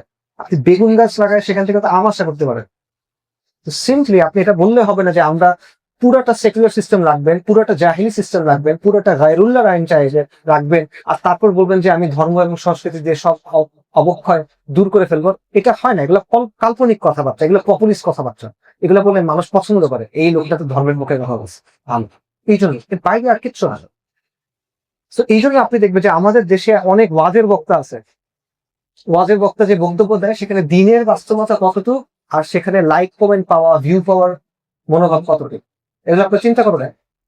আপনি দেখেন গত এক মাসে বা গত 40 দিনে ধর্ষণ এবং জিনার খবর আপনি স্কুল কলেজে পাবেন, বিশ্ববিদ্যালয়ে পাবেন, মাদ্রাসা থেকে পাবেন। এই বাস্তবতা আছে কিনা, আমি বানায় বলতেছি কিনা, এটা বাস্তবতা। এটাই হবে, আপনি যে গাছ লাগাইছেন সেই ফল পাবেন। সহজ কথা যেটা, সেটা হলো আমাদের সামনে কি সমস্যাটা আছে, আমাদের সামনে সংকটটার ধরন কি, এটা আমাদেরকে বুঝতে হবে। এবং আমাদের সামনে সংকটটার ধরন যেটা, এটা হলো মেটা ক্রাইসিস। মেটা ক্রাইসিস মানে কি? আমাদের সামনে অনেক ধরনের সংকট, ভূরাজনৈতিক সংকট, দেশীয় সংকট, সামাজিক সংকট, অর্থনৈতিক সংকট, বিভিন্ন ডোমেইনের সংকট, এটাকে বলে পলি ক্রাইসিস। মানে একই সাথে অনেক ধরনের সংকট আমার উপরে আসছে, মাল্টিপল ক্যাসকেডিং ক্রাইসিস, এটা হলো পলি ক্রাইসিস। মেটা ক্রাইসিস এর চেয়ে জটিল জিনিস। এটার মানে হলো যে ব্যবস্থা দিয়ে আপনি এটা সলভ করতে চাচ্ছেন ওই ব্যবস্থা এটা সলভ করতে পারে না, বরং ওই ব্যবস্থা এই সমস্যাগুলোকে তৈরি করে, ওই ব্যবস্থা এই সমস্যাগুলোকে আরো তীব্রতর করে। এটা হলো মেটা ক্রাইসিস। যেই যন্ত্র দিয়ে, যে ওষুধ দিয়ে আপনি চিকিৎসা করতে চাচ্ছেন, এই ওষুধের কারণে এই রোগটা তৈরি হয়েছে, এই ওষুধ দিলে রোগ আরো বাড়লা, এটা হলো সমস্যা। আমাদের ভালো মতো চিন্তা করেন, আবারও বলতেছি, আজকে থেকে 30 বা 50 বছর পর আমাদের কি অবস্থা হবে, এটা তো আমরা সলিউশন করতে পারতেছি না বর্তমান অবস্থায়। বর্তমান অবস্থায় থাকলে এই সমস্যাগুলো আরো দ্রুত আমাদের উপরে আসবে, এটা হলো বাস্তবতা। দুইটা এক্সাম্পল দিই খালি। বাংলাদেশের পলিটিক্যাল ক্রাইসিসের কথা চিন্তা করেন, আপনারা যারা আয়োজন করছেন বা যারা আসছেন তাদের বড় একটা অংশ জুলাই গণঅভ্যুত্থানে অংশগ্রহণ করছে, রাইট? এবং জুলাই গণঅভ্যুত্থানের পর হ্যাঁ কেউ ভাবে নাই যে এটার পর সবকিছু ঠিক হয়ে যাবে বাংলাদেশে, বাট আশা ছিল যে অনেক কিছু হয়তো পরিবর্তন হবে, কিছু জিনিসপত্র হয়তো আগের চেয়ে ভালো হবে। এখন সবার মধ্যে হতাশা, এটা আসলে কি হইনি, মানুষের ভাগ্য কি এটাই, সবসময় কি এরকমই হতে থাকবে, এই তো প্রশ্ন না? এবং আমরা বলি যে এটা হলো বাংলাদেশের রাজনীতির সমস্যা, আমরা বলবো যে এটা হলো ওই দলের সমস্যা বা এটা অমুক দলের সমস্যা, এটা এই নেতার সমস্যা, এটা ওই নেতার সমস্যা। না, এটা এই নেতার সমস্যা না, এটা দলের সমস্যা না, সমস্যাটা আরো গভীরে, সমস্যাটা এই রাষ্ট্রের, এই রাষ্ট্রের সমস্যাটা আপনার বুঝতে হবে। যেমন ধরেন আপনারা সবাই একটা কথা অনেক শুনেছেন, ডিপ স্টেট, ডিপ স্টেট এটা চায়, ডিপ স্টেট ওটা চায়। ডিপ স্টেট বলতে কি বোঝানো হয় বলেন? ডিপ স্টেট মানে হলো রাষ্ট্রের ওই অংশটা যেটা অনির্বাচিত, সো ব্যুরোক্রেসি, আমলাতন্ত্র, প্রশাসন, সেনাবাহিনী, আহ বিশাল ব্যবসায়ী যারা আছে, এসালো টাইপের ব্যবসায়ী যারা, বসুন্ধরা টাইপের ব্যবসায়ী যারা, এই ধরনের লোকেরা এবং বিদেশি শক্তি, এইটা মিলে ডিপ স্টেট। এখন এই যে অক্ষটা, এটা কখন তৈরি হয়েছে বাংলাদেশ? এটা কি 24-এ তৈরি হয়েছে, 71-এ তৈরি হয়েছে, 47-এ তৈরি হয়েছে? না। ইতিহাস দেখেন এটা কখন তৈরি হয়েছে। ইস্ট ইন্ডিয়া কোম্পানি যখন এখানে দেওয়ানি পাইছে, তখন তাদের যে ব্যবসা, তাদের যে লুটপাট, এই লুটপাটটা ঠিকমতো করার জন্য তারা ট্যাক্স কালেক্টর আনছে, তারা কিছু ম্যাজিস্ট্রেট আনছে, তারা পুলিশ তৈরি করছে। এইভাবে এইখানে পুলিশ তৈরি হয়েছে, এইভাবে এখানে আমলাতন্ত্র তৈরি হয়েছে। যে আদালত তৈরি হয়েছে, সে আদালতের উদ্দেশ্য কি ছিল? ওদের যে লুটপাট সেটাকে বৈধতা দেওয়া। পুলিশের কাজ কি ছিল? আপনার পূর্বপুরুষদের পিটানো, যাতে করে সে ফিরিঙ্গির বিরুদ্ধে কথা না বলে। আমলাতন্ত্রের কাজ কি ছিল? যে লুটপাটটা সুন্দরভাবে হইতেছে কিনা, কার্যকরী ভাবে হচ্ছে কিনা, সেটা নিশ্চিত করা। তো আপনি এই জিনিস তো তৈরি হয়েছিল আমাদেরকে দমন করার জন্য, শোষণ করার জন্য, আমাদের প্রজা হিসেবে মানে দাবায় রাখার জন্য। তো সেটাই তো আপনি চালায় নিয়ে যাচ্ছেন। এটা থেকে আপনি কি আশা করেন? আপনি সাংবিধানিক শাসনের কথা বলেন, উপমহাদেশের সাংবিধানিক শাসনের শুরু কখন করেন? 1857 সালে, যখন এইখানকার মুসলিমরা, মূলত মুসলিমরা সিপাহী অভ্যুত্থান করলো, মুসলিম জনগণ এবং সৈন্যরা মিলে মহা অভ্যুত্থান যেটা করলো, এটা ব্যর্থ হলো। এটার পরে ব্রিটেনের যে রানী ছিল ভিক্টোরিয়া, তার নামে একটা ফরমান জারি হলো। এটা হলো এখানকার সাংবিধানিক শাসনের সূচনা। যেই সংবিধানের উদ্দেশ্য কি ছিল? আপনার পূর্বপুরুষদেরকে ঝুলায় হত্যা করা, আপনি যেন স্বাধীন হওয়ার চেষ্টা না করেন সেটা নিশ্চিত করা। তো এই পুরা কাঠামোটা আপনি রেখে দিচ্ছেন। আপনি কিছু ওই যে অল্প অল্প উপর থেকে রং চেঞ্জ করছেন, মানে বাড়ি সেম আছে, রংটা বদলাইছে না, দরজা চেঞ্জ করছে, ফিটিংস চেঞ্জ করছে, বাড়িটা সেম। তো যে জিনিস তৈরি করা হয়েছে আপনাকে প্রজা হিসেবে বানায় রাখার জন্য, যে জিনিস তৈরি করা হয়েছে আপনাকে শোষণ করার জন্য, সেই জিনিস আজ পর্যন্ত তাই করতেছে। আমরা বারবার কি করতেছি? আমরা বারবার উঠে দাঁড়ায় রক্ত দিচ্ছি, পরিবর্তন করার চেষ্টা করতেছি, কিন্তু আমরা পরিবর্তনটার জন্য মূল জায়গাটার দিকে হাত দিচ্ছি না। যে পোস্ট কলোনিয়াল যে রাষ্ট্রটা, উপনিবেশ আমলের যে রাষ্ট্রযন্ত্র আমরা এখনো দানবের মতো আমাদের ঘাড়ে ক্যারি করে বেড়াচ্ছি, ওই রাষ্ট্রটা আপনি চেঞ্জ করেন নাই, কিন্তু আপনি আশা করছেন রেজাল্টটা চেঞ্জ হবে। তো এই কারণে আপনি দেখেন প্রতিবার কি হয়, বাংলাদেশের মানুষ রক্ত দেয়, একটা সরকারের পতন হয়, আরেকটা সরকার আসে। যখন গণ অভ্যুত্থান হয় তখন দেখবেন অনেকগুলো সংস্কার প্রস্তাব আসে, সংস্কারের জন্য অনেক কমিশন তৈরি করা হয়, অনেকগুলা রিপোর্ট তৈরি করা হয়, শত শত পৃষ্ঠা, কিন্তু এটা কোনো বাস্তবতা নাই, এটা কোনো বাস্তবায়ন হয় না। বরং প্রত্যেকবার এই অভ্যুত্থানের মধ্য দিয়ে নতুন কিছু পলিটিক্যাল এলিট তৈরি হয়। তো 90-এর দশকের এরশাদ বিরোধী আন্দোলনের ভেতর দিয়ে শেখ হাসিনা, খালেদা জিয়া, এরা কিন্তু জাতীয় নেতৃত্ব তখন হয়ে উঠছে। এখনো পর্যন্ত বাংলাদেশের রাজনীতি যারা নিয়ন্ত্রণ করে বা বড় বড় নেতা, এদের বড় একটা অংশ এরশাদ বিরোধী আন্দোলনের মাধ্যমে বড় নেতা হয়ে উঠছে। কিন্তু পরিবর্তন কি হয়েছে? তো একইভাবে আপনি এখনো দেখবেন যে 24-এর পরে আপনি অনেক পলিটিক্যাল এলিট পাবেন, কিছু নতুন নতুন নেতা পাবেন, কিন্তু অ্যাকচুয়াল পরিবর্তন আসতেছে না, কারণ আপনি পরিবর্তনের জায়গাটা ঠিক করতে পারতেছেন না, যে পরিবর্তন আসলে কোথায় হবার কথা। পরিবর্তন হওয়ার কথা আপনার রাষ্ট্র কাঠামোতে, কারণ সমস্যা এই কাঠামো থেকে তৈরি হচ্ছে। তো এটা হলো জাস্ট একটা এক্সাম্পল। তো আমরা আরেকটা এক্সাম্পল দেখেন, যে জাস্ট ভারতের থ্রেটটা চিন্তা করেন। ভারতের, আমাদের জন্য ভারতের যে হুমকি, এটা আমরা কিভাবে মোকাবিলা করবো বলবো? আপনি ভারতের সাথে সমান সমান যুদ্ধ করতে পারবেন না, কারণ তার সেনাবাহিনী অনেক বড়।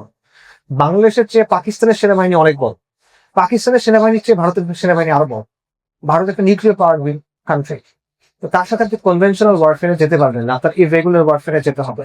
সেটার জন্য এখনকার সময় কিছু কাজ করার সুযোগ আছে। সো ফর এক্সাম্পল, আপনি ড্রোনে ইনভেস্ট করতে পারেন, আপনি সার্ভেলেন্সে ইনভেস্ট করতে পারেন, আপনি একটা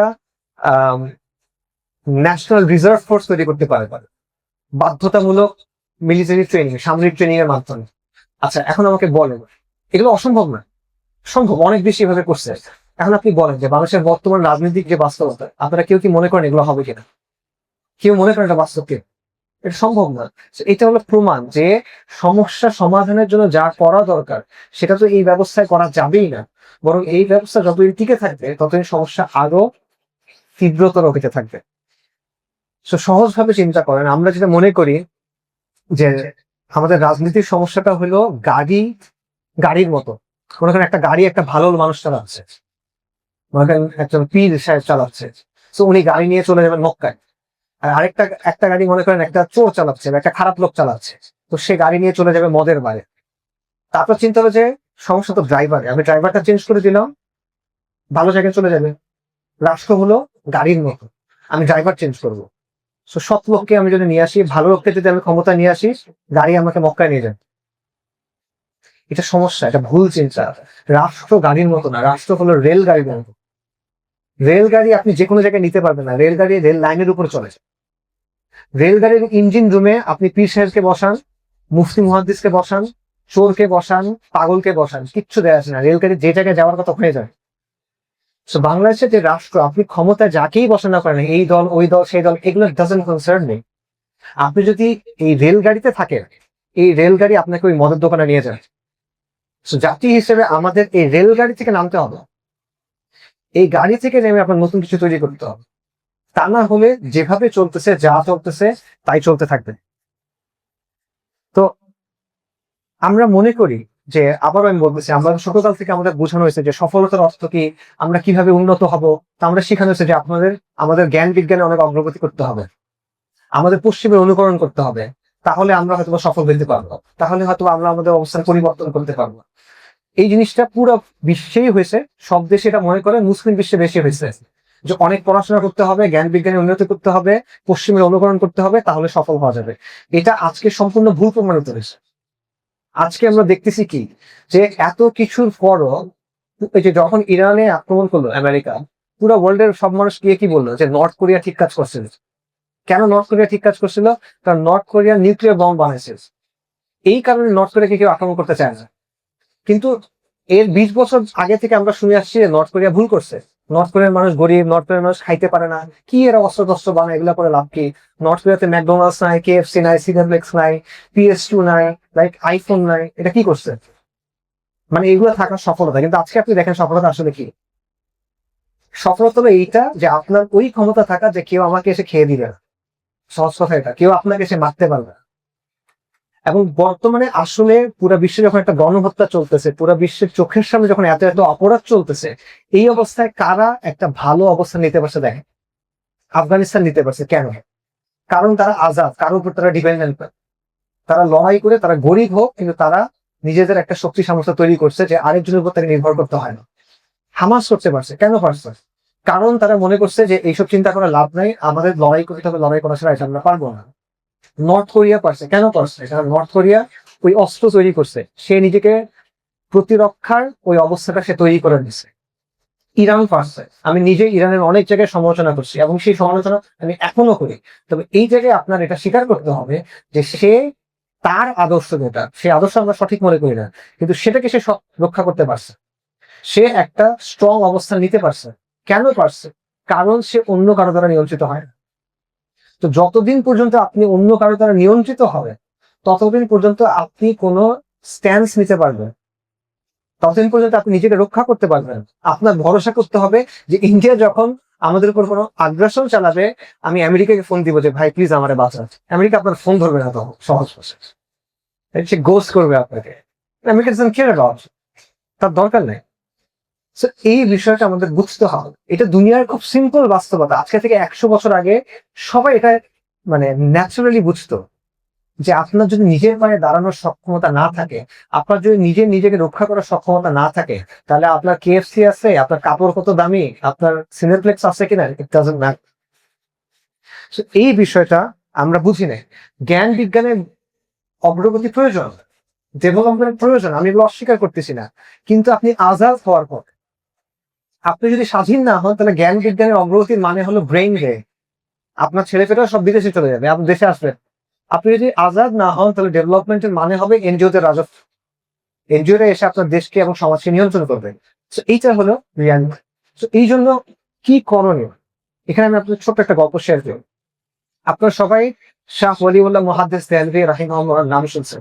উপমতের সকল দিনী ধারা বলা যায় যে তার দ্বারা প্রভাবিত। শাহ ওয়ালিউল্লাহ মুহাদ্দিস দেহলভী একবার বিলাদুল হারামাইনে গেছেন, মক্কা এবং মদিনাতে গেছেন 1730-এর দিকে। এবং সেখানে গিয়ে তার অনেক স্পিরিচুয়াল এক্সপিরিয়েন্স হয়েছে, রুহানি এক্সপিরিয়েন্স হয়েছে। উনি অনেক স্বপ্ন দেখছেন, ভিশনস দেখছেন, এবং ওগুলো উনি একটা বইয়ের মধ্যে লিখছেন। বইটার নাম হলো ফুয়ুদুল হারামাইন। এই বইয়ের মধ্যে উনি একটা ঘটনা লিখছেন। উনি বলছেন যে আমি দেখতেছি মুসলিমদের শহরগুলো দখল হয়ে গেছে, মুসলিমদের সম্পদ লুট হয়ে গেছে, ইসলামের শিয়ার, ইসলামের চিহ্নগুলো এগুলো ভুলঙ্কিত হয়ে গেছে। আমি দেখতেছি যে মুসলিমরা, মুশরিকরা অস্ত্র শস্ত্রে নিয়ে সজ্জিত হয়ে আছে লড়াইয়ের জন্য। তারপর আমি দেখলাম একটা বিশাল জমায়েতের মাঝখানে আমি দাঁড়ায় আছি, সাগরিল্লাহ বলতেছে, এবং সেই জমায়েতের চারপাশে শুধু মানুষ আর মানুষ, হিন্দুস্তানি মানুষ, আরব মানুষ, ইংরেজ মানুষ। 1730 সালের কথা বলছেন, ইংরেজ মানুষ। কেউ দাঁড়ায় আছে, কেউ ঘোড়ার পিঠে, কেউ উটের পিঠে, এবং এই সব মানুষ আমার দিকে তাকায় আছে এবং তারা আমাকে জিজ্ঞেস করলো এই মুহূর্তে করণীয় কি, এই মুহূর্তে আল্লাহর হুকুম কি। তো শাহুলিল্লাহ মহম্মদ বলতেছেন যে আমি তখন দেখলাম যে আমি বলতেছি ফুক্কুকুল্লা নিজাম। ফুক্কুকুল্লা নিজাম মানে কি? সব ব্যবস্থা ভেঙে ফেল, সব নিজাম ভেঙে ফেল। এবং শাহুলিল্লাহ মুহাদ্দিস দেহলভীর যারা উত্তরসূরি ছিলেন 20 শতাব্দীতে, তারা যখন ব্রিটিশদের বিরুদ্ধে আন্দোলন করতেছিলেন, যেমন রেশমি রোমান আন্দোলন, তখন তারা এটার সাথে আরেকটা কথা যুক্ত করলেন, ফুক্কাকুল্লা নিজাম হাত্তা ইউকামা নিজাম রব্বানি। সব ব্যবস্থা ভেঙে ফেলো যতক্ষণ না রব্বানি ব্যবস্থা কায়েম হয়। এটাই সমাজ, এটাই আদর্শ। সব ব্যবস্থা ভেঙে ফেলো যতক্ষণ না আল্লাহর ব্যবস্থা কায়েম হয়। এবং আমি শাহুলিল্লাহর এই ভিশনকে দলিল হিসেবে ব্যবহার করতেছি না, আমি যে সেটা আপনাদেরকে বললাম। দলিল কি? দলিল হলো লা ইলাহা ইল্লাল্লাহ মুহাম্মাদুর রাসূলুল্লাহ, ইন্নাদ-দীন ইনদাল্লাহিল ইসলাম। এটা হলো দলিল, আর এটা ছাড়া কোনো দিন নাই। সমাধান সবসময় এটাই, সব ব্যবস্থা ভাঙো, সব মিথ্যা ইলাহকে অস্বীকার করো, এবং এক আল্লাহর বিধান, এক আল্লাহর বিধান, এক আল্লাহর নিজাম কায়েম করো। এবং এটা শাহুলিল্লাহ মুহাদ্দিস দেহলভীর আদর্শ, শাহ ইসমাইল শরীফের আদর্শ, সৈয়দ আহমেদ শরীফের আদর্শ, শাহ আব্দুল আজিজের আদর্শ, হাজী শরীয়তুল্লাহর আদর্শ, দুদু মিয়ার আদর্শ, মীর নিসার আলী তিতু মিয়ার আদর্শ। এটা ওলামায়ে দেওবন্দের আদর্শ, ওলামায়ে আহলে হাদিসের আদর্শ, এটা সাদিকপুরের ওলামায়ে কেরামের আদর্শ। এটা আমাদের গৌরবের উত্তরাধিকার, এটাই আমাদের আদর্শ। আমরা এখানকার যে মুসলিম কম, এটাই আমাদের আদর্শ। সব ব্যবস্থা ভেঙে ফেলো, আল্লাহর ব্যবস্থা কায়েম করো। এবং এটা নতুন কোনো কথা, এবং এটা ছাড়া আপনি এই সমস্যাগুলোর মোকাবিলা করতে পারবেন না। আপনাকে যখন অখণ্ড ভারত কায়েম করার জন্য আপনাকে আক্রমণ করা হবে, জয় শ্রীরাম বলে, আপনি কি বলে সেটার সামনে দাঁড়াবেন? যখন গ্রেটার আরাকান আপনার দিকে আসবে, আপনি কি বলে দাঁড়াবে? কিসের ভিত্তিতে এই দেশকে আপনি একত্রিত করবেন? বাঙালি জাতীয়তাবাদ, বাংলাদেশি জাতীয়তাবাদ, কল্যাণ রাষ্ট্র, কোন জিনিসের ভিত্তিতে আপনি একত্রিত করবেন? নাথিং। এগুলো একত্রিত হয় না, এগুলো শুধুমাত্র মানুষের মধ্যে বিভেদ তৈরি করে। ইতিহাসে কখন আমরা মাথা তুলে এর আগে দাঁড়ায় থাকতে পারছি না? যখন এখানে সুলতানি শাসন ছিল। সুলতানি শাসন একদম সঠিক ইসলামী শাসন ছিল না, অনেক সমস্যা ছিল, কিন্তু সেটা তাও ইসলামী শাসন হওয়ার চেষ্টা করছিল, এবং তখন আপনি সম্মানের সাথে বেঁচেছিলেন। আজকে আপনি এগুলো ধরে কি করছেন? কি পাইছে আমরা? বল, আমরা যে একের পর এক রক্ত দিলাম, কষ্ট করলাম গত 80 বছরে, 50 বছরে, আমরা কি পাইছি বল? কোনো সম্মান পেয়েছেন কিনা বলেন? আপনারা যারা দেশের বাইরে গেছেন, আপনি আমাকে বলেন তো, বাংলাদেশি যখন নামটা শুনে মানুষকে আপনি সম্মান করে? অথচ আপনি এই উম্মার মধ্যে দ্বিতীয় বৃহত্তম জনগোষ্ঠী, উম্মার মধ্যে 1 নম্বর বৃহত্তম জনগোষ্ঠী আরবরা, তারপর আপনি। এই বাংলার একটা হিস্ট্রি আছে। পুরো উপমহাদেশের মধ্যে ইসলাম একভাবে কায়েম হয়েছে, এখানে ভিন্নভাবে কায়েম হয়েছে। পুরো উপমহাদেশের মধ্যে ইন্টেরিয়র প্রভিন্স যেগুলোকে বলা হয়, অভ্যন্তরীণ প্রদেশ, বাংলাদেশ ছাড়া এমন একটা জায়গা নাই যেখানে ইসলাম এত ব্যাপকভাবে প্রচারিত হয়েছে, যেখানে সংখ্যাগরিষ্ঠ মানুষ ইসলামকে গ্রহণ করে নিয়েছে। 68 হিজরি থেকে শুরু করে আজকে পর্যন্ত এই ইসলাম আমাদের ইতিহাসকে, আমাদের ঐতিহাসিক গতিপথকে প্রভাবিত করছে। এই সবকিছু বাস্তবতা। আজকে একটা দেশ আপনি আলাদা পাইছেন কেন? আমরা যদি হিন্দু হইতাম 47-এ, তো এটা আলাদা করে পাকিস্তানের অংশে যায় না, এটা ভারতের অংশে যায়, এবং ভারতের অংশে গেলে আপনি তো বাংলাদেশ পান না, রাইট?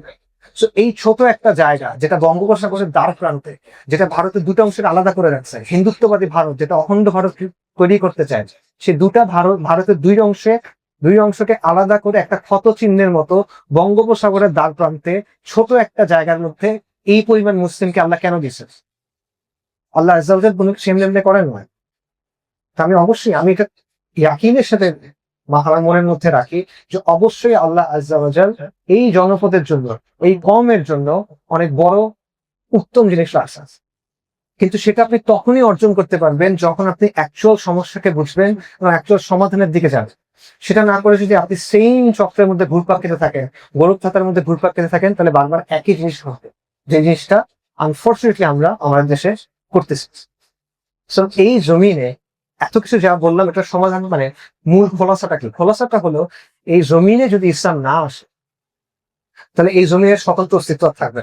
আমি মনে করি। আবারও বললাম শুরুর কথাটা, আগামী 50 বছরের কথা চিন্তা করেন, আমি যে সমস্যাগুলোর কথা বললাম চিন্তা করেন, এই জমিনে যদি ইসলাম না আসে, ইসলামের ভিত্তিতে আমরা যদি নতুন ভাবে জাতিকে বিনির্মাণ করতে না পারি, নতুন পলিসি তৈরি করতে না পারি, তাহলে আমার মনে হয় বাংলাদেশের স্বতন্ত্র অস্তিত্ব থাকা ইটস কোয়েশ্চেনেবল। আপনার অস্তিত্ব হুমকির মুখে। এটা ছাড়া আপনার কোনো সলিউশন নাই। এবং আবারও এটা আমি দিনের জায়গা থেকে বলতেছি না, কারণ দিনের জায়গা থেকে এত বাংলা কথার প্রয়োজন নাই। আল্লাহর কোরআনের আয়াত যথেষ্ট। আমি বলতেছি আমাদের সামনে যে জাতীয় সংকট, এই সংকট সমাধানের এটা ছাড়া আর কোনো উপায় আমাদের সামনে নাই।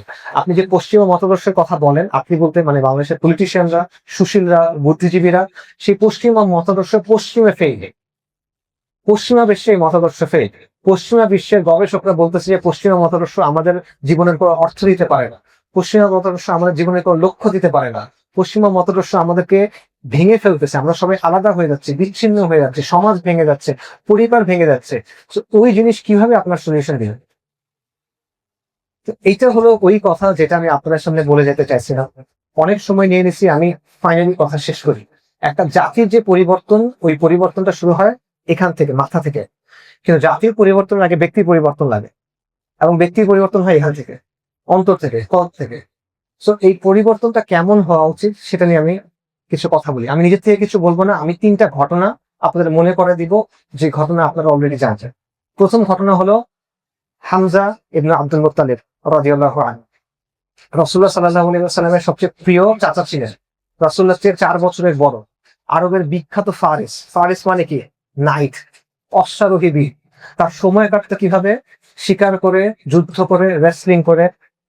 উনি মদ্যপান করতেন ইসলাম গ্রহণের আগে, রাইট? এবং উনি কি শিকার করতেন? সিংহ শিকার করতেন। ওইটা ছিল ওনার অবসর সময়ের কাজ। হামজা কোথায়? হামজা তো সিংহ শিকার করতে গেছে।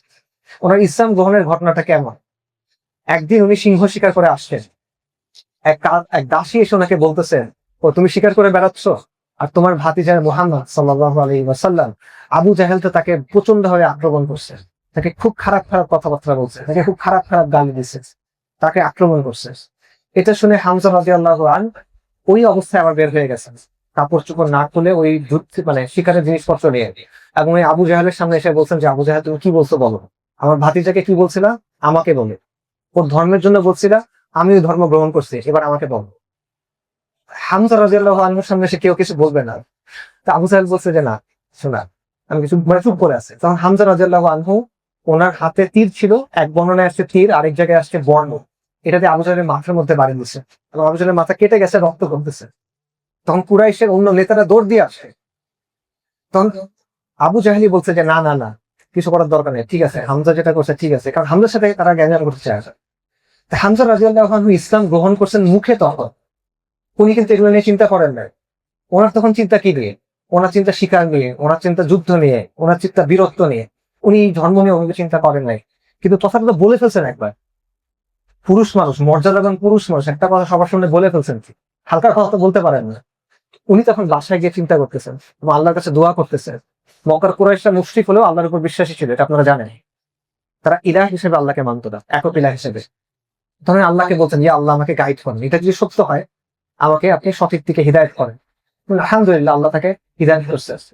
এবং এই হামজা রাদিয়াল্লাহু আনহু, উনি ইসলামে আসার পরে, উনি এবং ওমর রাদিয়াল্লাহু আনহু ইসলামে আসার পরে মুসলিমরা প্রকাশ্যে মক্কার মধ্যে দিয়ে হেঁটে গেছে।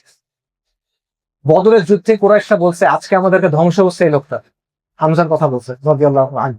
এবং উহুদের যুদ্ধে উনি ব্যাপকভাবে যুদ্ধ করছেন এবং আলটিমেটলি উনি উহুদের যুদ্ধে শহীদ হয়েছেন। আপনারা আরেকজন সাহাবীর নাম জানেন, মুসাব ইবনে উমার রাদিয়াল্লাহু আনহু। মুসাব ইবনে উমার ছিলেন কুরাইশের এলিট। বাংলাদেশে আমরা এখন পশ এলিট এই কথাগুলো অনেক হালকাভাবে ইউজ করি। মুসাব ইবনে উমার রাদিয়াল্লাহু আনহু আসলে এলিট ছিলেন। ওনার বাবা ছিলেন মক্কার সবচেয়ে ধনী মানুষদের একজন। ওনার বাবা যখন মারা গেছে, সেই সম্পদের বিশাল একটা অংশ উনি পাইছেন। উনি এমন ধনী ছিলেন যে ওনার জুতা আসতো ইয়েমেন থেকে, হায়দ্রাবাদ থেকে, ওনার কাপড় আসতো সিরিয়া থেকে। ওনার আতর এমন ছিল, উনি যখন রাস্তা দিয়ে যাইতেন মানুষ বলতো যে এই রাস্তা দিয়ে মনে হয় মুসাব গেছে, কারণ রাস্তার মধ্যে স্পেল পাওয়া যাচ্ছে, রাইট? সো ব্যালেন্সিয়াগা, প্রাদা, গুচি, এই সবকিছু যা কিছু আপনি জানেন, এই লোকটা এই লেভেলের ছিল। এবং উনি অল্প বয়স ছিল, বাট উনি ইন্টেলেকচুয়াল ছিলেন একজন। এই জন্য কুরাইশের লিডাররা তাদের মজলিসে তাকে ডাকতেন, বয়স কিন্তু অল্প। মুসাব ইবনে উমার রাদিয়াল্লাহু আনহু, এই মানুষ একদিন দারুল আরকামে গিয়ে কোরআন শুনছেন। রাসূলের কথা শুনছেন সাল্লাল্লাহু আলাইহি ওয়াসাল্লাম, তখন তিনি ইসলাম গ্রহণ করছেন। তার মাকে বলেন নাই। তার মা খুব পাওয়ারফুল একটা মহিলা ছিলেন। তার মা যখন জানছেন, তাকে বন্দি করে রাখছেন এবং শেষ পর্যন্ত বলছেন যে আমি আর তোমার মা হইতে পারবো না, তোমার একটা জিনিস চুজ করতে হবে, চুজ করো কি চাও, এই জীবন চাও না ইসলাম চাও। মুসা রাদিয়াল্লাহু আনহু বলছেন আমি ইসলাম চাই। এবং উনি বাসা থেকে বের হয়ে যাচ্ছেন, সব সম্পদ, এই যে এত পোশাক, এত জুতা, এত স্টাফ, এই সব কিছু রেখে উনি বাসা থেকে বের হয়ে যাচ্ছেন। তখন ওনার চাচা বলতেছেন তুমি যে পোশাকটা পরে বের হচ্ছে এটা তো তোমার বাবার টাকায় কেনা, এটা নিয়ে বের হবে। তখন উনি খোঁচাদের জন্য বলছেন, তো উনি ওই কাপড় খুলে বিবস্ত্র হয়ে রাসূলুল্লাহ সাল্লাল্লাহু আলাইহি ওয়াসাল্লামের কাছে আসছেন। রাসূলুল্লাহ সাল্লাল্লাহু আলাইহি ওয়াসাল্লাম মদিনাতে যখন পাঠাইছেন একজন মানুষকে, মদিনা থেকে 6 জন মানুষ আসছিল রাসূলুল্লাহ সাল্লাল্লাহু আলাইহি ওয়াসাল্লামের কাছে আছে। তখন তাদের কাছে বলছেন আমাদের সাথে একজনকে পাঠান যিনি আমাদেরকে দিন শিখাবেন। রাসূলুল্লাহ সাল্লাল্লাহু আলাইহি ওয়াসাল্লাম কাকে পাঠাইছেন? আবু বকর রাদিয়াল্লাহু আনহুকে পাঠাইতে পারতেন, উমর রাদিয়াল্লাহু আনহুকে পাঠাইতে পারতেন, উসমান ছিলেন, আলী ছিলেন রাদিয়াল্লাহু আনহু আজমাইন। উনি পাঠাইছেন মুসা রাদিয়াল্লাহু আনহুকে। মুসা রাদিয়াল্লাহু আনহু গিয়ে প্রতিটা দিন সেখানে দাওয়া করছেন এবং করতে করতে অল্প দিনের মধ্যে মদিনার বিশাল অংশ ইসলাম গ্রহণ করে ফেলছে। এবং মুসা রাদিয়াল্লাহু আনহু উহুদের ময়দানে শহীদ হয়েছে। একটা ঘটনা আছে যে মদিনাতে রাসূলুল্লাহ সাল্লাল্লাহু আলাইহি ওয়াসাল্লাম বসে আছেন সাহাবীদের নিয়ে, মুসা রাদিয়াল্লাহু আনহু হেঁটে আসছেন এবং একজন হেঁটে আসে, ওনার কাপড় সব ছেঁড়া এবং ওনাকে দেখে সাহাবীরা কান্না করে দিয়েছে। বলছে এই লোককে তো আমরা দেখছি, তার কি অবস্থা ছিল। এবং উনি কি একটা মানে কম্বল, ছেঁড়া কম্বলের মতো একটা জিনিস পরে আছে। তো এইটা দেখে সাহাবীরা কান্না করে দিয়েছে এবং রাসূলুল্লাহ সাল্লাল্লাহু আলাইহি ওয়াসাল্লাম বলছে যে আমি জানি সব মক্কায় দেখছি এবং তার পোশাক কেমন ছিল আমি দেখছি। উহুদের দিনে মুসা রাদিয়াল্লাহু আনহুর হাতে মুসলিমদের পতাকা দেওয়া হয়েছিল। মুসলিম যে নিশান, যে পতাকা, এটা মুসা রাদিয়াল্লাহু আনহুর হাতে দেওয়া হয়েছিল এবং এই জন্য কুরাইশরা তাকে আক্রমণ করছিল এবং উনি এক হাতে তরল ধরেছিলেন, পতাকাটা ধরেছিলেন ডান হাতে, ওনার ডান হাত কেটে দেওয়া হয়েছিল। তখন এটা বাম হাতে ধরছিল, তখন ওনার বাম হাত কেটে দেওয়া হয়েছে, তখন উনি হাতের যা কিছু বাকি ছিল সেটা দিয়ে তলোয়ার ওই পতাকা ধরছে এবং তারপর তাকে হত্যা করা হয়েছে। এবং উহুদ, এই দুজনের যে কথা বললাম, এই দুজন উহুদের যুদ্ধে শহীদ হয়েছেন। হামজা রাদিয়াল্লাহু আনহুর শরীরকে ক্ষতবিক্ষত করা হয়েছিল। উহুদের দিন মুসলিমদের শরীরকে ক্ষতবিক্ষত করা হয়েছিল, কুরাইশরা এটা করছিল, নাক কেটে নেওয়া হয়েছিল, মুখ কেটে ফেলা হয়েছিল ইত্যাদি। এবং রাসূলুল্লাহ সাল্লাল্লাহু আলাইহি ওয়াসাল্লাম হামজা রাদিয়াল্লাহু আনহুকে দেখে প্রচন্ড কান্না করছেন। সাহাবায়ে কেরাম বলছেন যে আমরা কোনোদিন তাকে এভাবে কান্না করতে দেখি নাই যেভাবে উনি হামজা রাদিয়াল্লাহু আনহুর শাহাদাতের পর কাঁদছেন। মুসাব ইবনে উমাইর জাত পোশাক আসতো সিরিয়া থেকে, ইয়েমেন থেকে। এই মানুষকে যখন জানাজার জন্য বসানো হয়েছে, দেখা গেছে তার কাপড় নেই, তার কাপড় এত কম, মাথা ঢাকলে পা বের হয়ে যায়, পা ঢাকলে মাথা বের হয়ে যায়। তখন রাসূলুল্লাহ সাল্লাল্লাহু আলাইহি ওয়াসাল্লাম বলছেন যে একটা ঘাস আছে, এই ঘাস দিয়ে তুমি তাকে ঢেকে দাও। তো যেটা আমি বললাম, আমাদের দেশের সামনে যে সমস্যা, এটার জন্য আমাদের সবার কাজ করতে হবে, কিন্তু আগে তো আপনার ব্যক্তি পর্যায়ে চেঞ্জ হতে হবে। তো এই ব্যক্তি পর্যায়ে চেঞ্জটা কেমন ভাই? ব্যক্তি পর্যায়ে চেঞ্জটা এমন, এটা হলো উদাহরণ। আমরা কেউ উদাহরণ না, কাছাকাছিও না আমরা। আমাদের উদাহরণ হিসেবে নেওয়ার কোনো কারণ নেই, কখনো নিবেন না। ইনারা হলো উদাহরণ, সাহাবায়ে কেরাম রাদিয়াল্লাহু আনহুম ওয়া আজমাইন। এবং তাদের অবস্থাটা দেখেন, তারা দ্বীনের জন্য কি করছেন এবং ওইভাবে তারা সবকিছু ছেড়ে আসছেন দেখে, ওই কুরবানি করছেন দেখে আল্লাহ তাদের হাতে দ্বীনকে বিজয় দিচ্ছেন। এটা আল্লাহ আযza সুন্নাহ। তো আপনি যদি ওই ফলাফল চান, আপনি ওইভাবে তাদের পদাঙ্ক অনুসরণ করতে হবে, এটা না হলে হবে না। 3টা ঘটনা বলছিলাম, 3 নম্বর ঘটনাটা বলি। 3 নম্বর ঘটনা, যার এই ব্যক্তি ছিল একটা ডাকাত, হাইওয়ে রবার। এবং ওই পথ দিয়ে যারা যাইতো সবাই এই লোকের ভয়ে ভীত থাকতো। তার নাম হলো ফুদাইল। এবং এই লোক একদিন এক মহিলার বাড়ি দিয়ে উঠতেছে চুরি করার জন্য। তখন সে কোরআনের আয়াত শুনছে, আলাম ইয়ানিল্লাযীনা আমানু আন তাখশা কুলুবুহুম লিযিকরিল্লাহ, যে যারা ঈমানদার তাদের কি এখনো সময় হয় নাই আল্লাহর স্মরণে তাদের অন্তর বিগলিত হয়। এবং এইটা যখন উনি শুনছেন, ওই অবস্থায় চুরি করার জন্য ঢুকতেছেন, তখন উনি বলছেন যে ইয়া রব, হ্যাঁ শুনছে, অন্তর বিগলিত হওয়ার সময় হয়েছে। এবং ফুদাইল ইবনে ইয়াদ রাহিমাহুল্লাহ তখন নেমে আসছেন।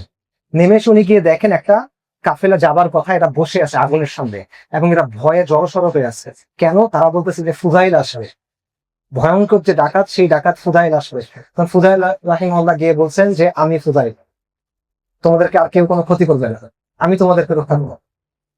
ওই দিন উনি তাদেরকে রক্ষা করছেন। এবং এরপর কি হয়েছে, উনি উম্মার বড় উলামায়ে কেরামদের একজন হয়েছেন এবং উম্মার বড় জাহিদদের একজন হয়েছেন, আবেদদের একজন হয়েছেন।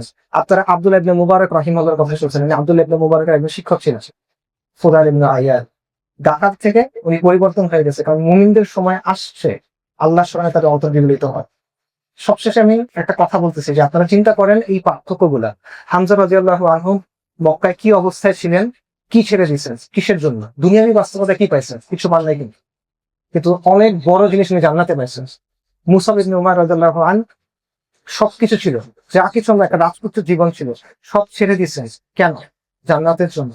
ফুদাইল ইবনে আইয়াদ, ওনার পরিবর্তনটা দেখেন কিভাবে হয়েছে।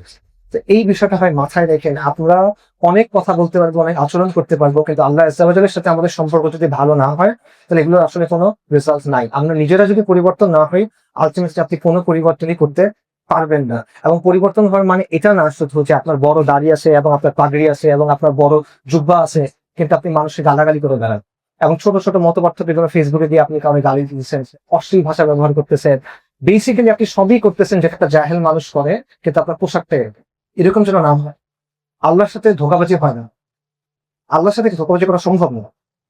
আপনার আল্লাহর সাথে সৎ হইতে হবে, এবং আল্লাহর সাথে যদি আপনি সৎ হন, আমরা যদি আল্লাহর সাথে সৎ হই, বাকিটা আল্লাহ করে নিবেন। আপনার চিন্তা করার দরকার নেই, আল্লাহ ব্যবস্থা করে নেবেন। এই জিনিসটা আমাদের হইতে হবে। আমি সবশেষে একটা কথা বলে শেষ করি। মুসনাদ আহমেদে একটা হাদিস আছে, সহিহ মুসলিমেও এটা আছে। নবী সাল্লাল্লাহু আলাইহি ওয়াসাল্লাম একদিন বলতেছেন যে আমার খুব ইচ্ছা হয় আমার ভাইদেরকে দেখতে। তখন সাহাবায়ে কেরাম বলছেন, ইয়া রাসূলুল্লাহ, আমরা কি আপনার ভাই না? তখন রাসূল সাল্লাল্লাহু আলাইহি ওয়াসাল্লাম বলছেন, না, তোমরা আমার সাহাবা, তোমরা আমার কম্প্যানিয়ন। আমার ভাই হলো তারা যারা পরে আসে, যারা আমাকে দেখে নাই, কিন্তু আপনাকে না দেখে তারা আমার উপর বিশ্বাস করছে। এবং রাসূলুল্লাহ বলছেন, সহিহ মুসলিমের হাদিসে আছে, রাসূলুল্লাহ বলছেন যে হাউজের কাউসারে রাসূলুল্লাহ সাল্লাল্লাহু আলাইহি ওয়াসাল্লাম এই মানুষগুলোকে চিনবেন, মানে দেখি চিনবেন তাদেরকে। তো আমরা তো রাসূলুল্লাহ সাল্লাল্লাহু আলাইহি ওয়াসাল্লামকে দেখি নাই, আমরা না দেখে রাসূলুল্লাহ সাল্লাল্লাহু আলাইহি ওয়াসাল্লাম বিশ্বাস করছি। তো বিশ্বাস যেহেতু করছেন, ঠিক মতো করো। রাসূলুল্লাহকে ফলো করার কথা যেহেতু বলছেন, ঠিক মতো করেন সাল্লাল্লাহু আলাইহি ওয়াসাল্লাম, যাতে করে যেদিন আল্লাহ সুবহানাহু ওয়া তাআলার সামনে গিয়ে আমাদেরকে দাঁড়াইতে হবে, যেদিন যাবরা যাবরা জিনিসের হিসাব হবে, কথার হিসাব হবে, কাজের হিসাব হবে, তখন যেন রাসূলুল্লাহ সাল্লাল্লাহু আলাইহি ওয়াসাল্লাম আমাদেরকে চেনে, আল্লাহ যেন আমাদেরকে হাউজে কাউসার পর্যন্ত পৌঁছাতে দেন।